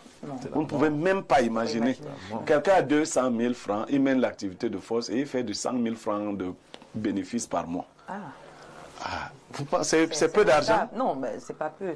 C'est un poste de travail, n'est-ce pas? Les gens au bureau n'ont pas ça. Bon, je le dis comme ça, peut-être que les gens vont se lancer demain, mais vous allez dans la plupart des restaurants traditionnels, le FOS manque. Mais est-ce qu'on produit local? On devrait pouvoir le produire localement. Comment je le sais? Comment vous faites pour, à l'heure du digital, être encore quelqu'un qui ne sait pas ouvrir un ordinateur? Parce qu'il y en a encore beaucoup. Ça, c'est très grave. Quand ils font leur CV, ils mentent. Ils disent connaissance moyenne en Excel, Word. Et tout ce qu'ils te disent là, c'est des mensonges. D'ailleurs, ils ont même dit que anglais, expression et écriture, moyen. Quand tu vois seulement moyen, c'est que c'est faux. Alors, vous ne vous formez pas. Comment les opportunités, vous les verrez? Quand vous êtes formé, dès qu'on se met à parler de quelque chose, comment pasteurise-t-on les jus?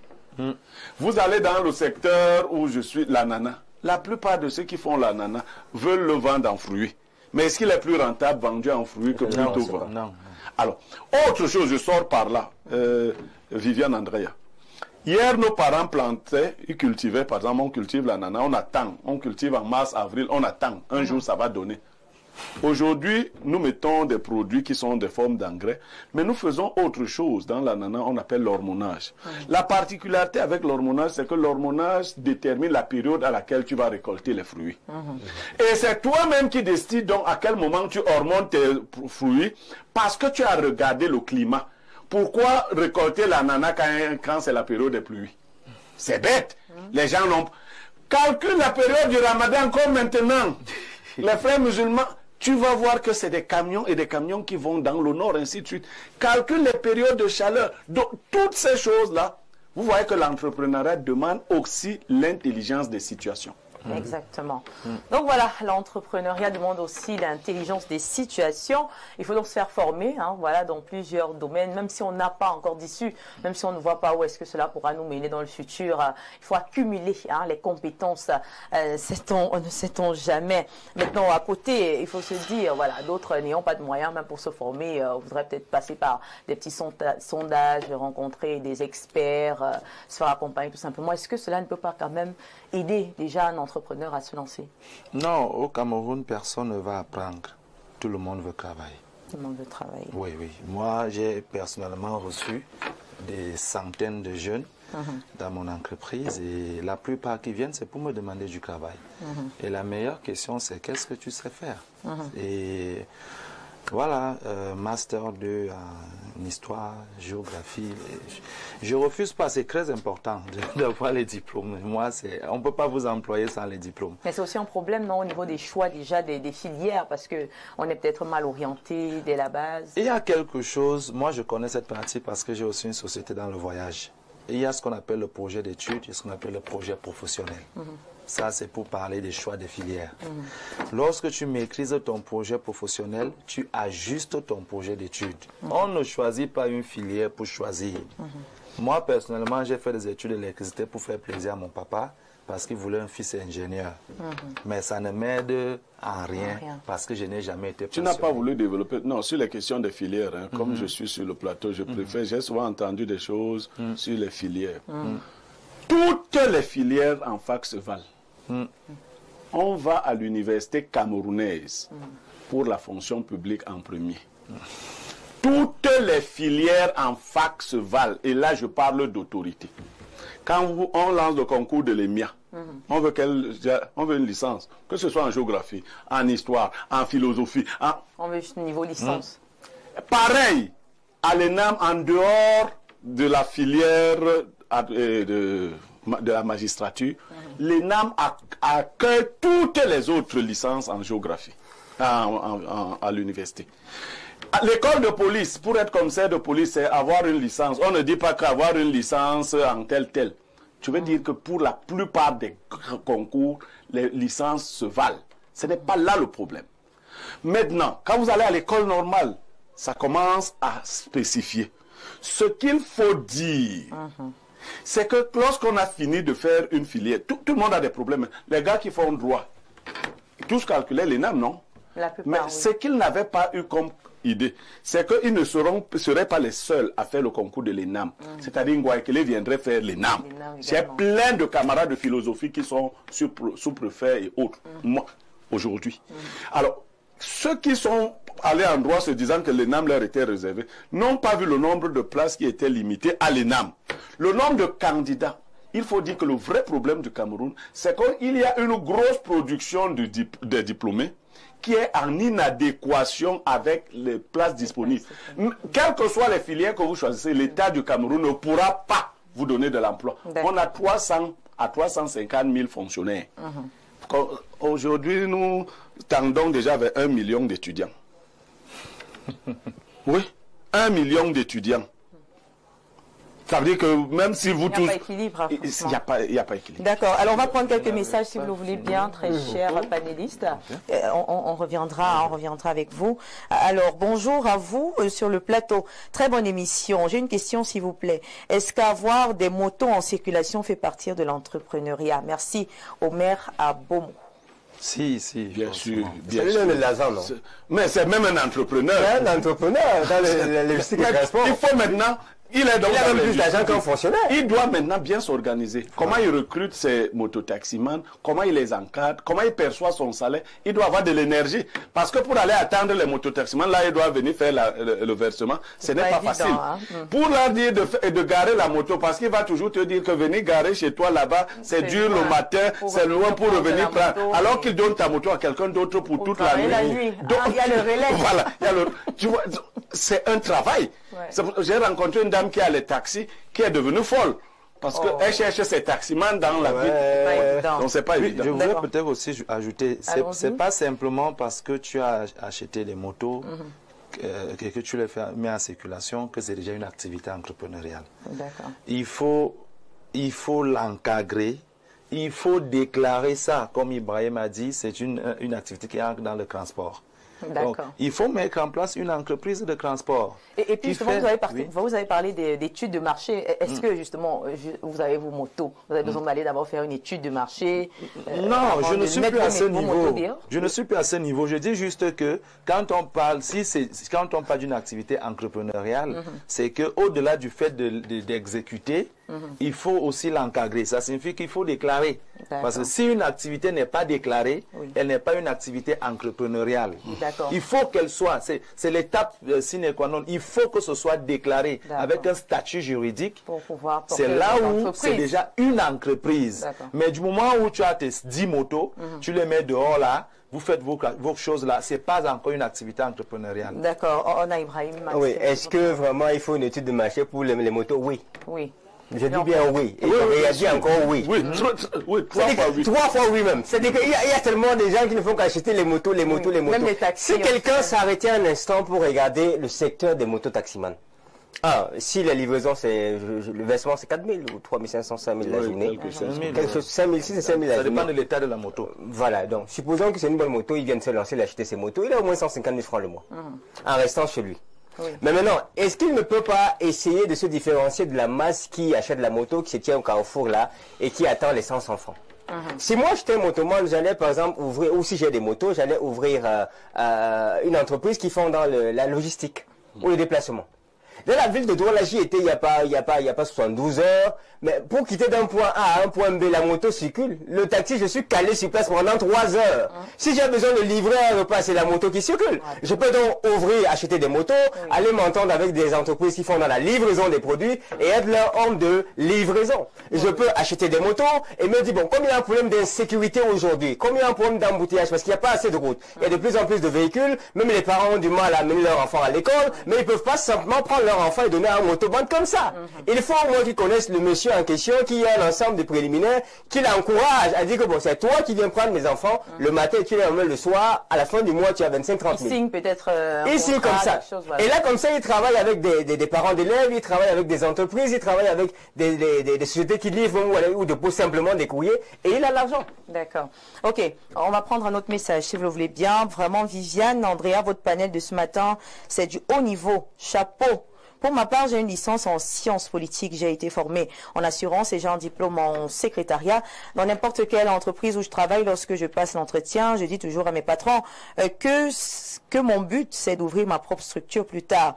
Voilà pourquoi je travaille pas seulement pour un salaire, mais j'apprends le management d'une entreprise et j'apprends toutes les branches liées à mon secteur afin que demain je puisse être un employeur quasi complet. En passant, j'ai eu la chance de servir Monsieur Niemek à 2 reprises au château Waikele et c'est quelqu'un de sympa, bien des choses. Simon Marius Mba. D'accord. Andrea, si tu me permets d'ajouter quelque chose à la suite de ce que Blairview avait dit tout à l'heure, que tous les diplômes se valent. Et comme aujourd'hui on change de paradigme avec la dimension université, entreprise et puis étudiant, entrepreneur, la question que chaque étudiant devrait se poser, c'est comment est-ce que je fais pour gagner de l'argent à partir de ce que je sais? Comment est-ce que je convertis le savoir savant en un savoir qui a une valeur économique? On va prendre une histoire comme ça, un sociologue, je fais quoi? Mais vous connaissez les gens.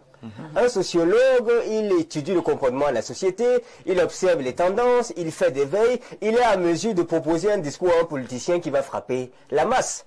C'est parce qu'il a étudié le comportement, les besoins, les attentes des gens et puis leur façon de penser.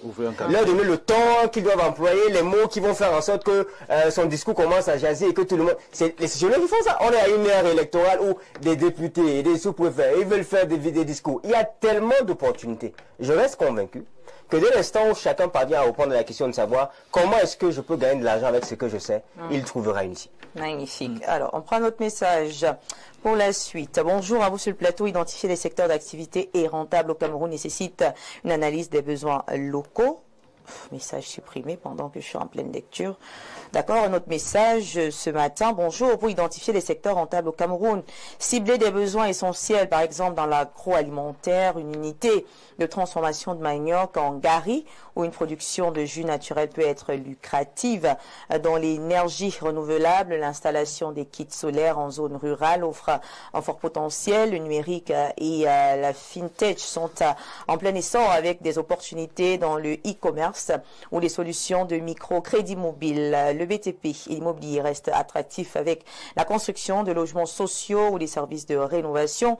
Pour le transport et la logistique, un service de livraison express par moto peut répondre à la demande urbaine, comme vous le disiez tout à l'heure. En éducation et formation, proposer des formations pratiques en maintenance industrielle ou en informatique est pertinent.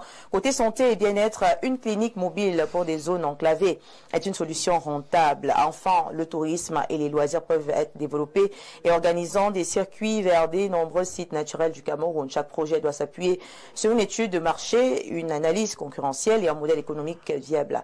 Monsieur Tchalla Assieni Yvon Ayandi nous écrit. Alors, on a un téléspectateur ici qui dit « Salut à vous, 100 000 peut faire quel genre d'entrepreneuriat rentable ?» Sieni Yvon Adriano depuis Kaili. C'est une consultation. Il faut payer. Ça, c'est une consultation, il faut payer. Alors, bonjour, Espace Miné, s'il vous plaît, comment est-ce qu'on fait pour définir le salaire des employés en fonction des bénéfices que je me fais? Merci. Comment est-ce qu'on fait pour définir le salaire des employés en fonction des bénéfices en restant juste? Ça, c'est une autre consultation. C'est une très belle consultation. Je serais heureux. Il sera heureux. Alors, bonjour Info TV. Juste une petite question. Pour ceux qui ont créé des petites entreprises et les légaliser depuis 4 ans aujourd'hui, on fait comment pour avoir des financements pour acheter le matériel? C'est Wilfried depuis Douala. Alors, la première chose que je veux dire, c'est que la question des financements, elle est permanente. Elle est perpétuelle. Tout le monde aimerait recevoir du financement. Même moi, je veux recevoir du financement. Mais ce n'est pas pour autant que le financement arrive. Il faut d'abord, premièrement, se mettre dans une mentalité ou un état d'esprit de « il faudrait que je sois capable de transformer mes 100 000 en 200 000, mes 200 000 en 400 000, mes 400 000 en 1 million. » Et je prends le processus. Si maintenant, je parviens à développer mon entreprise à un niveau qui permet de la coter, je dis des bêtises comme ça, en bourse, parce que j'observais, pour pouvoir coter une entreprise en bourse, il faudrait qu'elle soit au moins une SA. Mais avant qu'elle soit une SA, il y a tout un parcours qu'il faudrait pouvoir présenter et démontrer que son entreprise est viable. Donc, comptez d'abord sur vous-même, ce que vous pouvez faire avant de vous attendre à ce que les autres vous donnent des ressources. Si ce que vous faites est très bien fait et que ça marche, ça ne sera pas toujours vous qui serez en train de poursuivre les gens pour dire « investis dans mon affaire ». Les gens vont se demander « est-ce qu'on peut investir dans ton affaire ?» Parce qu'on voit premièrement que non seulement depuis que tu te lances avec le peu, ça ne fait que prendre et tu gères bien. Et il y a une forme de traçabilité avec les entrées et les sorties d'argent. On voit que ça marche. Et donc là, on se fie à quelqu'un qui a quelque chose de concret. Souvent dans les financements, on ne donne pas les financements parce qu'il y a toujours une phase de prototypage. La plupart des jeunes ont des très grands projets. Moi, je suis un rêveur et j'aime les rêveurs. J'ai des grandes visions et des très grandes visions. Mais après avoir eu la très grande vision, là, il faut passer à l'action avec le peu de ressources le très peu de ressources que je dispose actuellement. Et vous lancez le prototypage, on a besoin de voir. Les investisseurs ont besoin de voir. On reconnaît un arbre à son fruit. Il faut que tu nous montres le fruit que tu produis et la qualité. Et puis là, on va commencer à penser à étendre sa production. Ils ont les CV. Il y a beaucoup de femmes qui se lancent dans la commercialisation des produits de beauté. Qu'est-ce que vous en pensez entre les toilettes, savons, voilà. On a aujourd'hui des thés, minceurs, on a aujourd'hui des collagènes. On a beaucoup de produits là que les femmes mettent en avant. Je pense que le problème de cette activité est sur un premier point, c'est que elles ne vendent pas leurs produits. C'est-à-dire, les n'utilisent pas ce qu'elles vendent. Non, elles ne vendent pas leurs propres produits. C'est pas elles qui produisent ce qu'elles vendent. Oui. Non seulement c'est pas elles qui produisent, mais ces produits ne les appartiennent pas. C'est-à-dire, elles partent dans une boutique ou chez une qui a eu le courage d'en acheter. Maintenant, tu vas voir sur 40 statuts, c'est les mêmes images qui sont... Maintenant, si on a dit à la maison, mec, c'est 3500, elle peut mettre 4000 ou 4500. Or, on a dit tout à l'heure, il y a ce qu'on appelle les projets scalables. Comme Ibrahim a dit, on peut quitter de 100 000 pour 200 000. Vous pouvez simplement acheter une seule perruque. Une seule. Je sais qu'il y en a même pour 5 000. Il y en a même pour 10, voire jusqu'à 1 million. Des perruques, oui, c'est pas. Oui, il y aura à tous les prix. À tous les prix. C'est juste la qualité qui voilà. Vous pouvez commencer par une seule. Si votre argent ne peut qu'acheter une seule, parce qu'il faut toujours un départ, vous pouvez avoir une seule perruque. Maintenant, WhatsApp que nous avons là, c'est un outil commercial. C'est une plateforme qui peut servir aussi pour le business. On ne prend pas les contacts des gens uniquement pour dire du bonjour, bonsoir à tout le monde. Les statuts. On doit même se regarder les statuts. Mais les statuts n'ont pas pour but de mettre les vidéos de X et de Y qui dansent, qui s'amusent. C'est pas seulement ça la fonction des statuts WhatsApp. Aussi, WhatsApp, c'est aussi une plateforme commerciale où vous pouvez mettre donc votre seule perruque que vous avez achetée. Vous essayez de faire une belle présentation, une belle photo et vous vendez cette perruque. Si vous l'avez achetée par exemple à 10 000 et que vous réussissez pour cette fois à vendre peut-être à 20 000, c'est un exemple. Vous pouvez en acheter maintenant 2. Et c'est comme ça que très progressivement, vous pouvez arriver à en avoir toute une boutique. Moi, j'ai accompagné une fille aujourd'hui qui a une très grosse boutique de vente de perruques. Maintenant, il faut être propriétaire de son produit pour se dire que tu es quand même dans une activité sérieuse. Parce que si tu fais de l'intermédiation, ça signifie que tu prends le courtage commercial, tu prends le produit de quelqu'un d'autre, ça peut te servir pour un départ. Mais il y a certaines filles qui demeurent dans ça. C'est-à-dire ça fait 5 ans qu'elles ne vendent que des produits de gens. Tu mets ton bénéfice au-dessus. Oui. Et ça, c'est des petites miettes. Ça ne t'appartient pas. Et à tout moment, on peut te casser. Parce que moi, j'ai travaillé avec une personne où je faisais du courtage pour son activité. Tellement je vendais et que j'ai ajouté beaucoup du bénéfice, elle a bloqué la source. Je ne vais plus vendre mes produits. Je ne peux pas produire, tu vends plus que moi. Est-ce qu'elle est obligée d'être au courant du bénéfice? Non, à un moment donné, même les gens qui nous écrivaient que pour venir vendre, c'était ces gens. Donc, c'est pour venir enquêter. Oui, et elle se rend compte que j'ai acheté un truc à 45 000, je suis à 75 000. Comment? Oh, si moi j'ai une bonne politique commerciale, j'ai des bons arguments, et que j'ai mes clients qui peuvent acheter, je le fais. Donc moi, je pense que pour ce cas, et deuxième chose, les gens ont toujours peur de prendre les numéros. Vous faites une activité de e-commerce. Vous avez peur de donner vos numéros aux gens. Il y a un numéro de service que vous pouvez avoir. Et encore, les gens mélangent le numéro privé et le numéro commercial.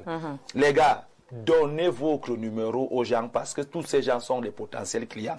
Et cela vous constitue votre base de données et vous proposez vos services maintenant en statut WhatsApp. Ça, c'est pour des filles qui font ça. Et après, il faut déclarer. Le commerce électronique reste quelque chose de très intéressant. De toutes les façons, à côté même de cela, il y en a aujourd'hui qui arrivent à gagner de l'argent uniquement en étant présents sur les réseaux. Ça veut dire, vous monétisez vos pages, vous faites des vidéos, en tout cas, vous avez beaucoup de contenu. Et après, on vous paye. Donc voilà, ça également, je pense que ça passe.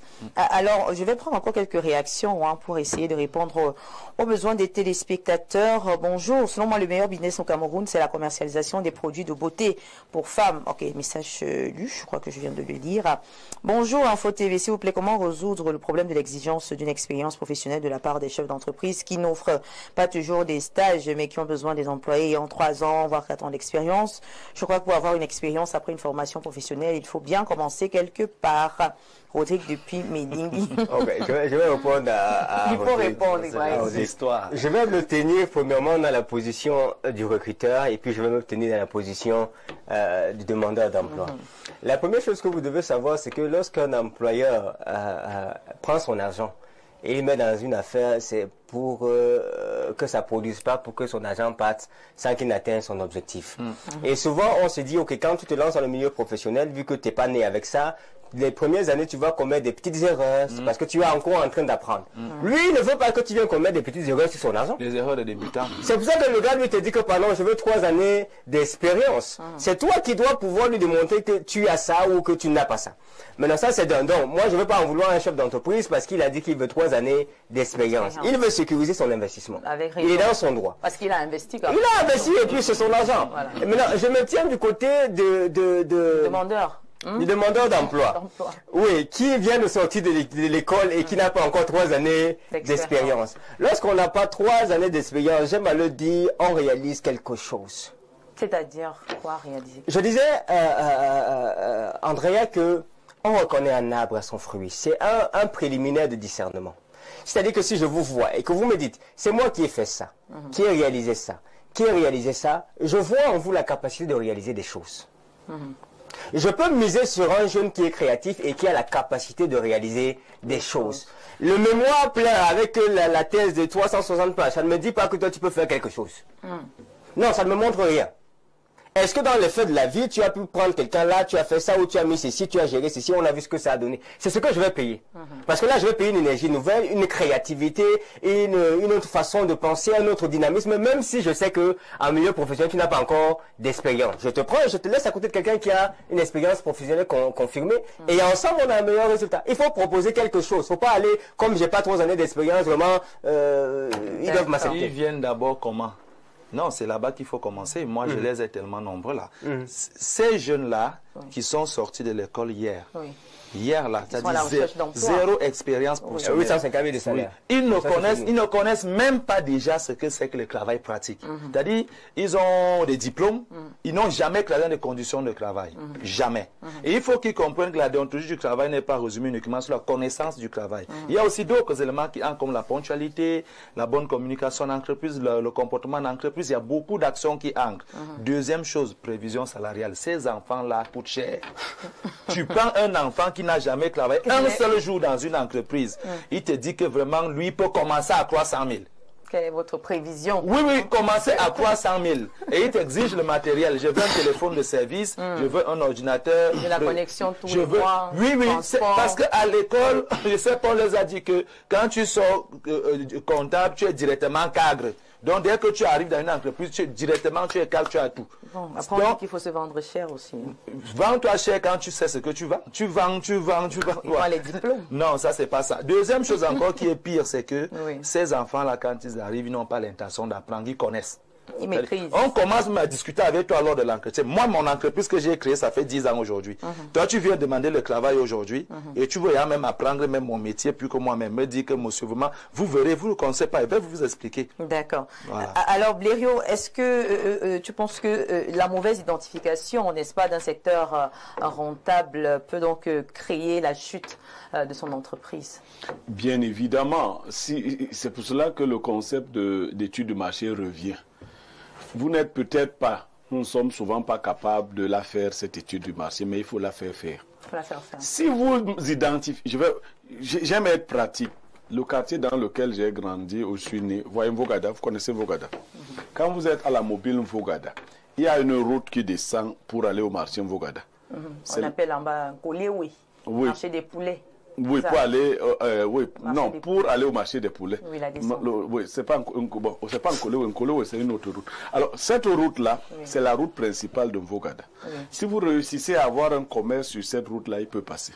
C'est-à-dire, si vous ouvrez un salon de coiffure, là. Si vous ouvrez un salon de coiffure sur la route qui va vers le dispensaire Mvogada en descendant, qui sort derrière l'autre pharmacie, Boukaré. Maintenant, si vous décalez de cette route-là pour aller vers Mombo, vous voyez la route qui descend, Poubelle Bar. Là-bas, le restaurant ne doit pas dépasser, le plat du restaurant ne doit pas dépasser 500. À 600, on n'achète plus. Si tu ouvres ton salon de coiffure sur cette autre route et que dans ton salon on coiffe à 1000 francs, tu ne verras personne. Il s'agit d'une mentalité d'un groupe. Il y a des gens qui estiment qu'ils sont des gars petits et qu'ils doivent dépenser peu. Si tu ouvres donc quelque chose de VIP, je sors de ce cadre. Justement. Si dans un établissement supérieur, une université technique ou autre, vous allez ouvrir un restaurant avec plat du prix 5 000, vous vendrez à qui? Vous pouvez avoir tout le luxe. Non, vous ne vendrez pas. Ouais, bah, après, les clients pourront aussi venir d'ailleurs. Non, malheureusement. C'est donc ça. C'est ce qu'ils se disent souvent. Non, ils se trompent. L'étude de marché consiste à voir l'environnement immédiat et non pas à imaginer des choses. Qu'on ira dire aux clients que dans notre université, il y a un très beau restaurant. Est-ce que vous pouvez y aller? Est-ce que vous-même, les étudiants de cette université, vous allez dans ce restaurant? Donc, qu'est-ce que l'étudiant peut dépenser par jour pour son repas? Vous cadrez votre restaurant avec ce luxe-là. Ce qu'on vous demande en premier, c'est la propreté. Vous regardez le secret de nos frères sénégalais, les restaurants sénégalais. Quelle est la limite des prix? C'est vraiment 2000, 2500. Hein. 1500, c'est quand c'est cher. Allez voir l'affluence. Le Camerounais n'aime pas dépenser beaucoup. Ils ont dépenser petit, mais tous les jours. Tous les jours. Ouais. ils ont rendu leurs environnements plus propres. Vous avez observé. Oui. Ce n'est plus... Il y a des ventilateurs, il y a des miroirs. Alors ça te donne l'impression d'être dans le luxe. Les gens viennent même draguer leurs copines là. On n'est plus obligé d'aller au Là, il faut rester fidèle à ses copines. Non. Les nouvelles copines. Non, je parle des nouvelles. Il faut aider aussi les nouvelles. Donc, quand vous faites cette étude, c'est des Sénégalais qui sont venus faire ça chez nous, n'est-ce pas? Oui. Ça marche. Mais est-ce que c'est radical? Moi, je connais quand même des personnes qui se sont lancées sans passer par l'étude de marché, forcément, mais qui tiennent, qui sont... Qui n'ont pas fait Dans le temps, ils sont Vous pensez qu'ils tiennent ou ils tiennent? Non, parce qu'ils sont toujours ouverts. Quand ça donne, puis on Non. Quand Il y a ça donne, des puis on gens fait, qui on peuvent fait. faire une étude du marché qui ne soit pas formelle. Oui, lui n'a pas été à l'école. Oui. Il ne connaît pas vos techniques là. passe par quoi, des sondages? Il regarde seulement comme ça en marchant. Il dit que non, ici dans la zone, il manque telle chose. C'est une étude de marché. Elle n'est pas formelle, mais si elle répond à un besoin réel, elle va... Donc, Mais je veux dire, est-ce qu'il n'y a pas moyen de réorienter en fonction des difficultés pour avoir des difficultés justement à avoir l'étude de marché également? Il y a des experts là qui taxent des études de marché. Hein, c'est un autre coup. Bon, là, est-ce qu'il n'y a pas moyen oui, bien évidemment, comme dans toute autre chose, si vous voulez construire une maison et que vous voulez être en sécurité, vous prenez un architecte, n'est-ce pas? Oui. Il va vous... Mais vous pouvez aussi décider que, bon, vous-même, vous allez orienter la forme de votre maison, vous allez dire que non. En ayant un minimum de connaissances. Oui, Vous avez vu une maison penchée comme ça, avec Fougerolles, là. Vous allez sur Pinterest par exemple, vous cherchez des beaux modèles. Voilà. Puis vous essayez. Donc vous pouvez faire de cette façon-là, mais pour être professionnel, aborder les gens, présenter vos difficultés. Je crois que certains sont capables d'ajuster les prix. Hein, même les avocats ne pratiquent pas les mêmes prix avec tout le monde. Et c'est clair. Et même, je vais poursuivre dans cette tendance-là pour dire que l'étude de marché, elle est continuelle. Ce n'est pas une opération qu'on fait exclusivement quand on veut commencer. J'ai vu ça avec Orange. Orange, quand j'étais encore étudiant à l'extrême nord, ils avaient inventé le forfait Walla. Walla, en foufoulé, ça veut dire il n'y a pas. Parce que quand tu arrives parce qu'il parlait de la dimension communautaire avec les secteurs, quand tu arrives à l'extrême nord, les gars, voilà t'aider. Il n'y a pas l'argent. L'argent, là, il n'y a pas. On n'a pas beaucoup d'argent ici. Ici, là, on est pauvre. Et donc, ils ont pris un nom, voilà, il n'y a pas l'argent. Et ils ont dit, OK, il y a un forfait, avec 100 francs, vous pouvez taper le code de voilà, vous avez 1500 et vous appelez vos gens. Et voilà a été le concept donc qu'ils ont introduit à l'extrême nord qui permettait à tous les étudiants de communiquer et de passer des coups de fil. C'est une nature de marché qui s'est poursuivie dans le temps. Donc il faut toujours la spécifier en fonction de la communauté ou des lieux où on veut prendre un marché.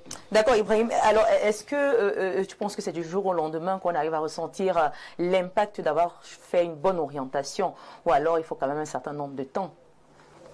C'est vrai que pour toujours cette histoire de choix de secteur rentable, le choix de secteur rentable ne dépend pas simplement de la demande de l'offre ou du fait qu'il y ait une demande élevée et une offre réduite, mais elle dépend également de votre capacité de lecture du marché ou d'anticipation. Mais qu'est-ce qui vous prouve à un moment donné que là j'ai fait le bon choix, j'ai été bien orienté et que voilà, qu'est-ce qui vous prouve, vous basez sur quoi pour vous dire j'ai véritablement une bonne orientation, j'ai véritablement fait un bon choix, le secteur dans lequel je me retrouve était véritablement le bon secteur rentable? Non, il y a des indicateurs, Andrea, il y a des indicateurs. Par exemple, on parle toujours de la question d'études de marché. Lorsque vous voulez vous attaquer à un secteur, il y a l'Institut national de la statistique qui fait des enquêtes et des études par secteur, qui vous donne des tendances, qui peut vous montrer que là, ceci est en train de prendre, ceci n'est pas en train de prendre. Vous avez une observation globale de la population qui est en train de croître, vous voyez le besoin en nutrition, le besoin en infrastructure, le besoin en plein de choses, et il y a des indicateurs qui vous permettent quand même de dire que, sauf si un tonnerre sort du ciel, il frappe 10 millions de Camerounais, quand même les Camerounais doivent manger. Donc par conséquent, je vais me lancer dans cette activité parce qu'il y aura toujours de la demande pour ça. D'accord. De toute façon, on comprend donc que pour atteindre le seuil de la concurrence, il faudrait quand même attendre un certain nombre de temps. Le seuil de la concurrence, qu'est-ce que vous entendez par seuil de la concurrence? Se sentir parmi, voilà, si vous êtes dans un domaine précis, par exemple, vous faites dans la gastronomie, qu'on puisse vous compter parmi les meilleurs. Non, mais là, il faudrait que vous soyez hyper performant. Si on doit vous compter parmi les meilleurs, il faut que vous soyez hyper performant, il faut que vous plombez vos concurrents. Il faut qu'on trouve chez vous ce qu'on ne trouve pas chez les autres. Et ça prend du temps pour être établi. D'accord. Alors, Joseph, quel conseil est-ce que vous donnerez à un jeune entrepreneur qui a l'impression, après peut-être 2 ans, que ça ne marche pas, s'est trompé du secteur? Est-ce qu'il faudrait fermer? Est-ce qu'il faudrait quand même essayer encore? Quel est le conseil que vous donnerez à un jeune entrepreneur qui se retrouve dans cette situation? Jusqu'à 2 ans pour se poser encore des questions si on va fermer. Parce qu'après, Non, 2 on ans. regarde l'investissement, on regarde peut-être le local qu'on a eu à travailler. Voilà, on a mis des fonds, on regarde le matériel, on regarde les salaires qu'on a payés, on regarde aussi qu'est-ce que les gens vont dire. Et du coup, quel conseil? Non, d'une manière simple, moi j'ai quelqu'un comme ça, je lui dirais, tu achètes les services de mon cabinet, on vient faire une sorte d'audit et on va te trouver les problèmes. Mais d'une manière un peu plus claire, je dirais que une entreprise doit s'actualiser, savoir s'actualiser. Si une entreprise 2 ans plus tard, vous trouvez que ça peine à faire des choses comme vous avez besoin, ça signifie qu'il y a un besoin de s'optimiser, il y a un besoin de revoir vos méthodes, il y a un besoin de réactualiser vos études de marché. Vous avez besoin de réanalyser certaines situations. Oui, monsieur Yéna. Non, moi je crois qu'il y a une réalité. Viviane Andrea pose une question et elle-même fuit la réponse. Je vais vous prendre le secteur des salons de coiffure VIP, surtout les secteurs féminins. Il faut éviter l'illusion de faux entrepreneurs qui a entraîné beaucoup d'entrepreneurs véritables à l'échec. Quelqu'un vous présente son salon de coiffure et prétend que ça lui donne 2 millions le mois. Autant, c'est des... Et prétend. Oui, il ment. Donc, il dit pas la vérité. Il ne dit pas la vérité, il a ses activités. Le salon de coiffure n'est qu'un cache-sexe. Oui, une entreprise d'écran. C'est une entreprise écran. Parce que vous venez vous tenir là, vous ne voyez pas ces clients-là qui payent cette affaire, qui va faire le bénéfice de 2 millions. Ou vous allez faire les soins, vous vous rendez compte un samedi que vous avez été 3 dans le salon de coiffure à faire les soins. Vous avez même payé 17 000, comme j'ai... Oui, mais si nous sommes seulement 3 un samedi, alors la personne prétend qu'elle fait un bénéfice de 2 millions. Et une autre personne se dit, ah oui, je vais lancer un salon de coiffure VIP. Vous lancez dans un salon de coiffure où vous mettez une dizaine de millions pour pouvoir faire 2 millions. Vous voyez que cette illusion de réussite vous a trompé. Il faut toujours aller enquêter quand on veut lancer une activité. Quand je vous parle d'agriculture, beaucoup, quand ils vont faire les études de marché, là, certains ne sont pas sérieux. Ils veulent toujours que les chiffres de rentabilité soient très bons. Hein. Ils te disent que quand tu vas vendre un hectare de manioc va te donner 2 millions. Mais on manque le manioc là à qui? Va vérifier.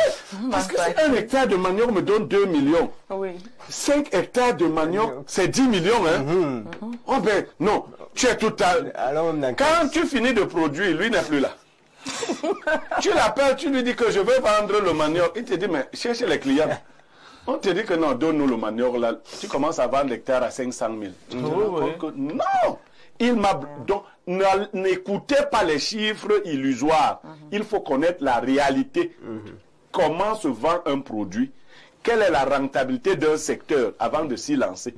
Les gens ont par exemple des cercles vicieux où un groupe de lesbiennes se réunissent pour faire des cotisations. Elles vous mentent que c'est le salon de coiffure. Elles sont nombreuses là à Yaoundé. Oui, ben, bien sûr. Je loue une maison. Bon, je ne vais pas identifier les gens. Donc vous allez... De grâce. Non, vous allez vous engouffrer dans l'affaire. Et comme vous ne l'êtes pas, parce que je sais que vous ne l'êtes pas, alors les gens de cette affaire ne viendront pas chez vous. Elles ne viendront pas, même si dans votre salon de coiffure, les soins sont... C'est le luxe. Il y a des salons, par exemple, qui veulent les PD au Cameroun. Oui, oui. Alors, il faut avoir un coiffeur PD pour que les autres PD viennent. Il y a les SINA qui veulent les PD. Donc, si tu n'as pas un PD à ta disposition pour attirer les PD, tu te retrouves avec ton SINA. Il n'y a personne. Tu vois le SINA d'en face. Il y a des gens. Tu crois que c'est le nouveau bâti, la nouvelle magie, c'est ça. C'est-à-dire qu'il faut être avec eux. Donc, si toi, là-bas, même si tu vends le monkey, sans publicité, à 40 000, chez les PD, on vend à 100 000. Les gars vont là-bas.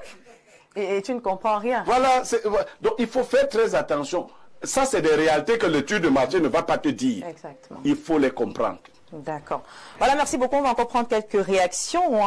Bonjour, j'espère que vous allez bien. Je m'appelle Samuel Franqui depuis Bitam pour la question qui a été donnée. Je pense que je peux identifier les secteurs rentables en se tenant compte de la demande du marché, de la concurrence, des coûts de production. D'accord, on va prendre d'autres messages. Et voilà, bonjour ma fille, bonjour, monsieur numéro à Blériot Niemek. Alors, bonjour, en ce qui concerne les détournements dans ces entreprises, voilà, on est passé sur la dénonciation, merci. Un autre message, bonjour à vous sur le plateau, belle thématique, seulement je voudrais savoir, surtout à monsieur Blériot Niemek, si l'entrepreneuriat n'a pas besoin d'une dimension mystique, car certains voisins de la concurrence ne vendent pas de manière naturelle. C'est monsieur Mbida, depuis Mokolo. Mais si tu veux ressembler à ceux qui vendent de manière mystique, moi, ce que je sais du commerce, c'est que tous ceux qui ont fait ça mystiquement ont fini par chuter. Maintenant, nous sommes africains. Il faut bien protéger, entre guillemets, votre commerce du mauvais œil. Soit par la prière pour ceux qui sont chrétiens, soit par autre chose pour ceux qui sont animistes. Ainsi. Je dis protéger du mauvais œil. Dans mon village, on faisait même des choses. Vous voyez, quelqu'un, il va au champ, il attache les fausses choses avec le tissu rouge pour dire qu'il a blindé le champ. Les gens ont peur d'aller voler. Peut-être qu'il n'a rien fait. Voilà. Bon, maintenant, il y en avait qui faisaient vraiment. Voilà. D'accord. Merci beaucoup. Bonjour le panel. Les stagiaires vont apprendre comment, lorsqu'ils arrivent dans vos entreprises, vous les convertissez en coursiers. Ce sont eux qui achètent le héros pour vous faire, ce sont eux qui vous font le transfert, qui expédient vos colis à vos familles à longueur de journée, alors que personne n'est avec 3 ou 4 ans ou 5 ans d'expérience. Donnez la chance aux jeunes de se former lorsque vous les prenez dans vos entreprises. Même vous, quelqu'un vous a fait confiance, vous qui parlez avant d'être ce que vous êtes aujourd'hui, Gabriel de Soir. Si celui-ci cherche l'emploi, il n'aura jamais. Jamais. Je ne veux jamais l'embaucher. Effectivement. J'avais fait une sortie dans une autre émission. Les gens commencent, on ne fait pas attendre un demandeur d'emploi et autres. Non, nous avons des réalités. Chez nous, là, quand tu es stagiaire, tu es garçon ou fille de course. Aussi. D'accord. Si tu ne veux pas l'être, tu pars dans l'entreprise de ton père. Tu pars attendre là-bas. Tu ouvres ta part. Oh là là, bonjour Andrea, le thème est très édifiant, j'ai beaucoup appris aujourd'hui, merci à vous Info TV. Ayo, Nadine Ebolova.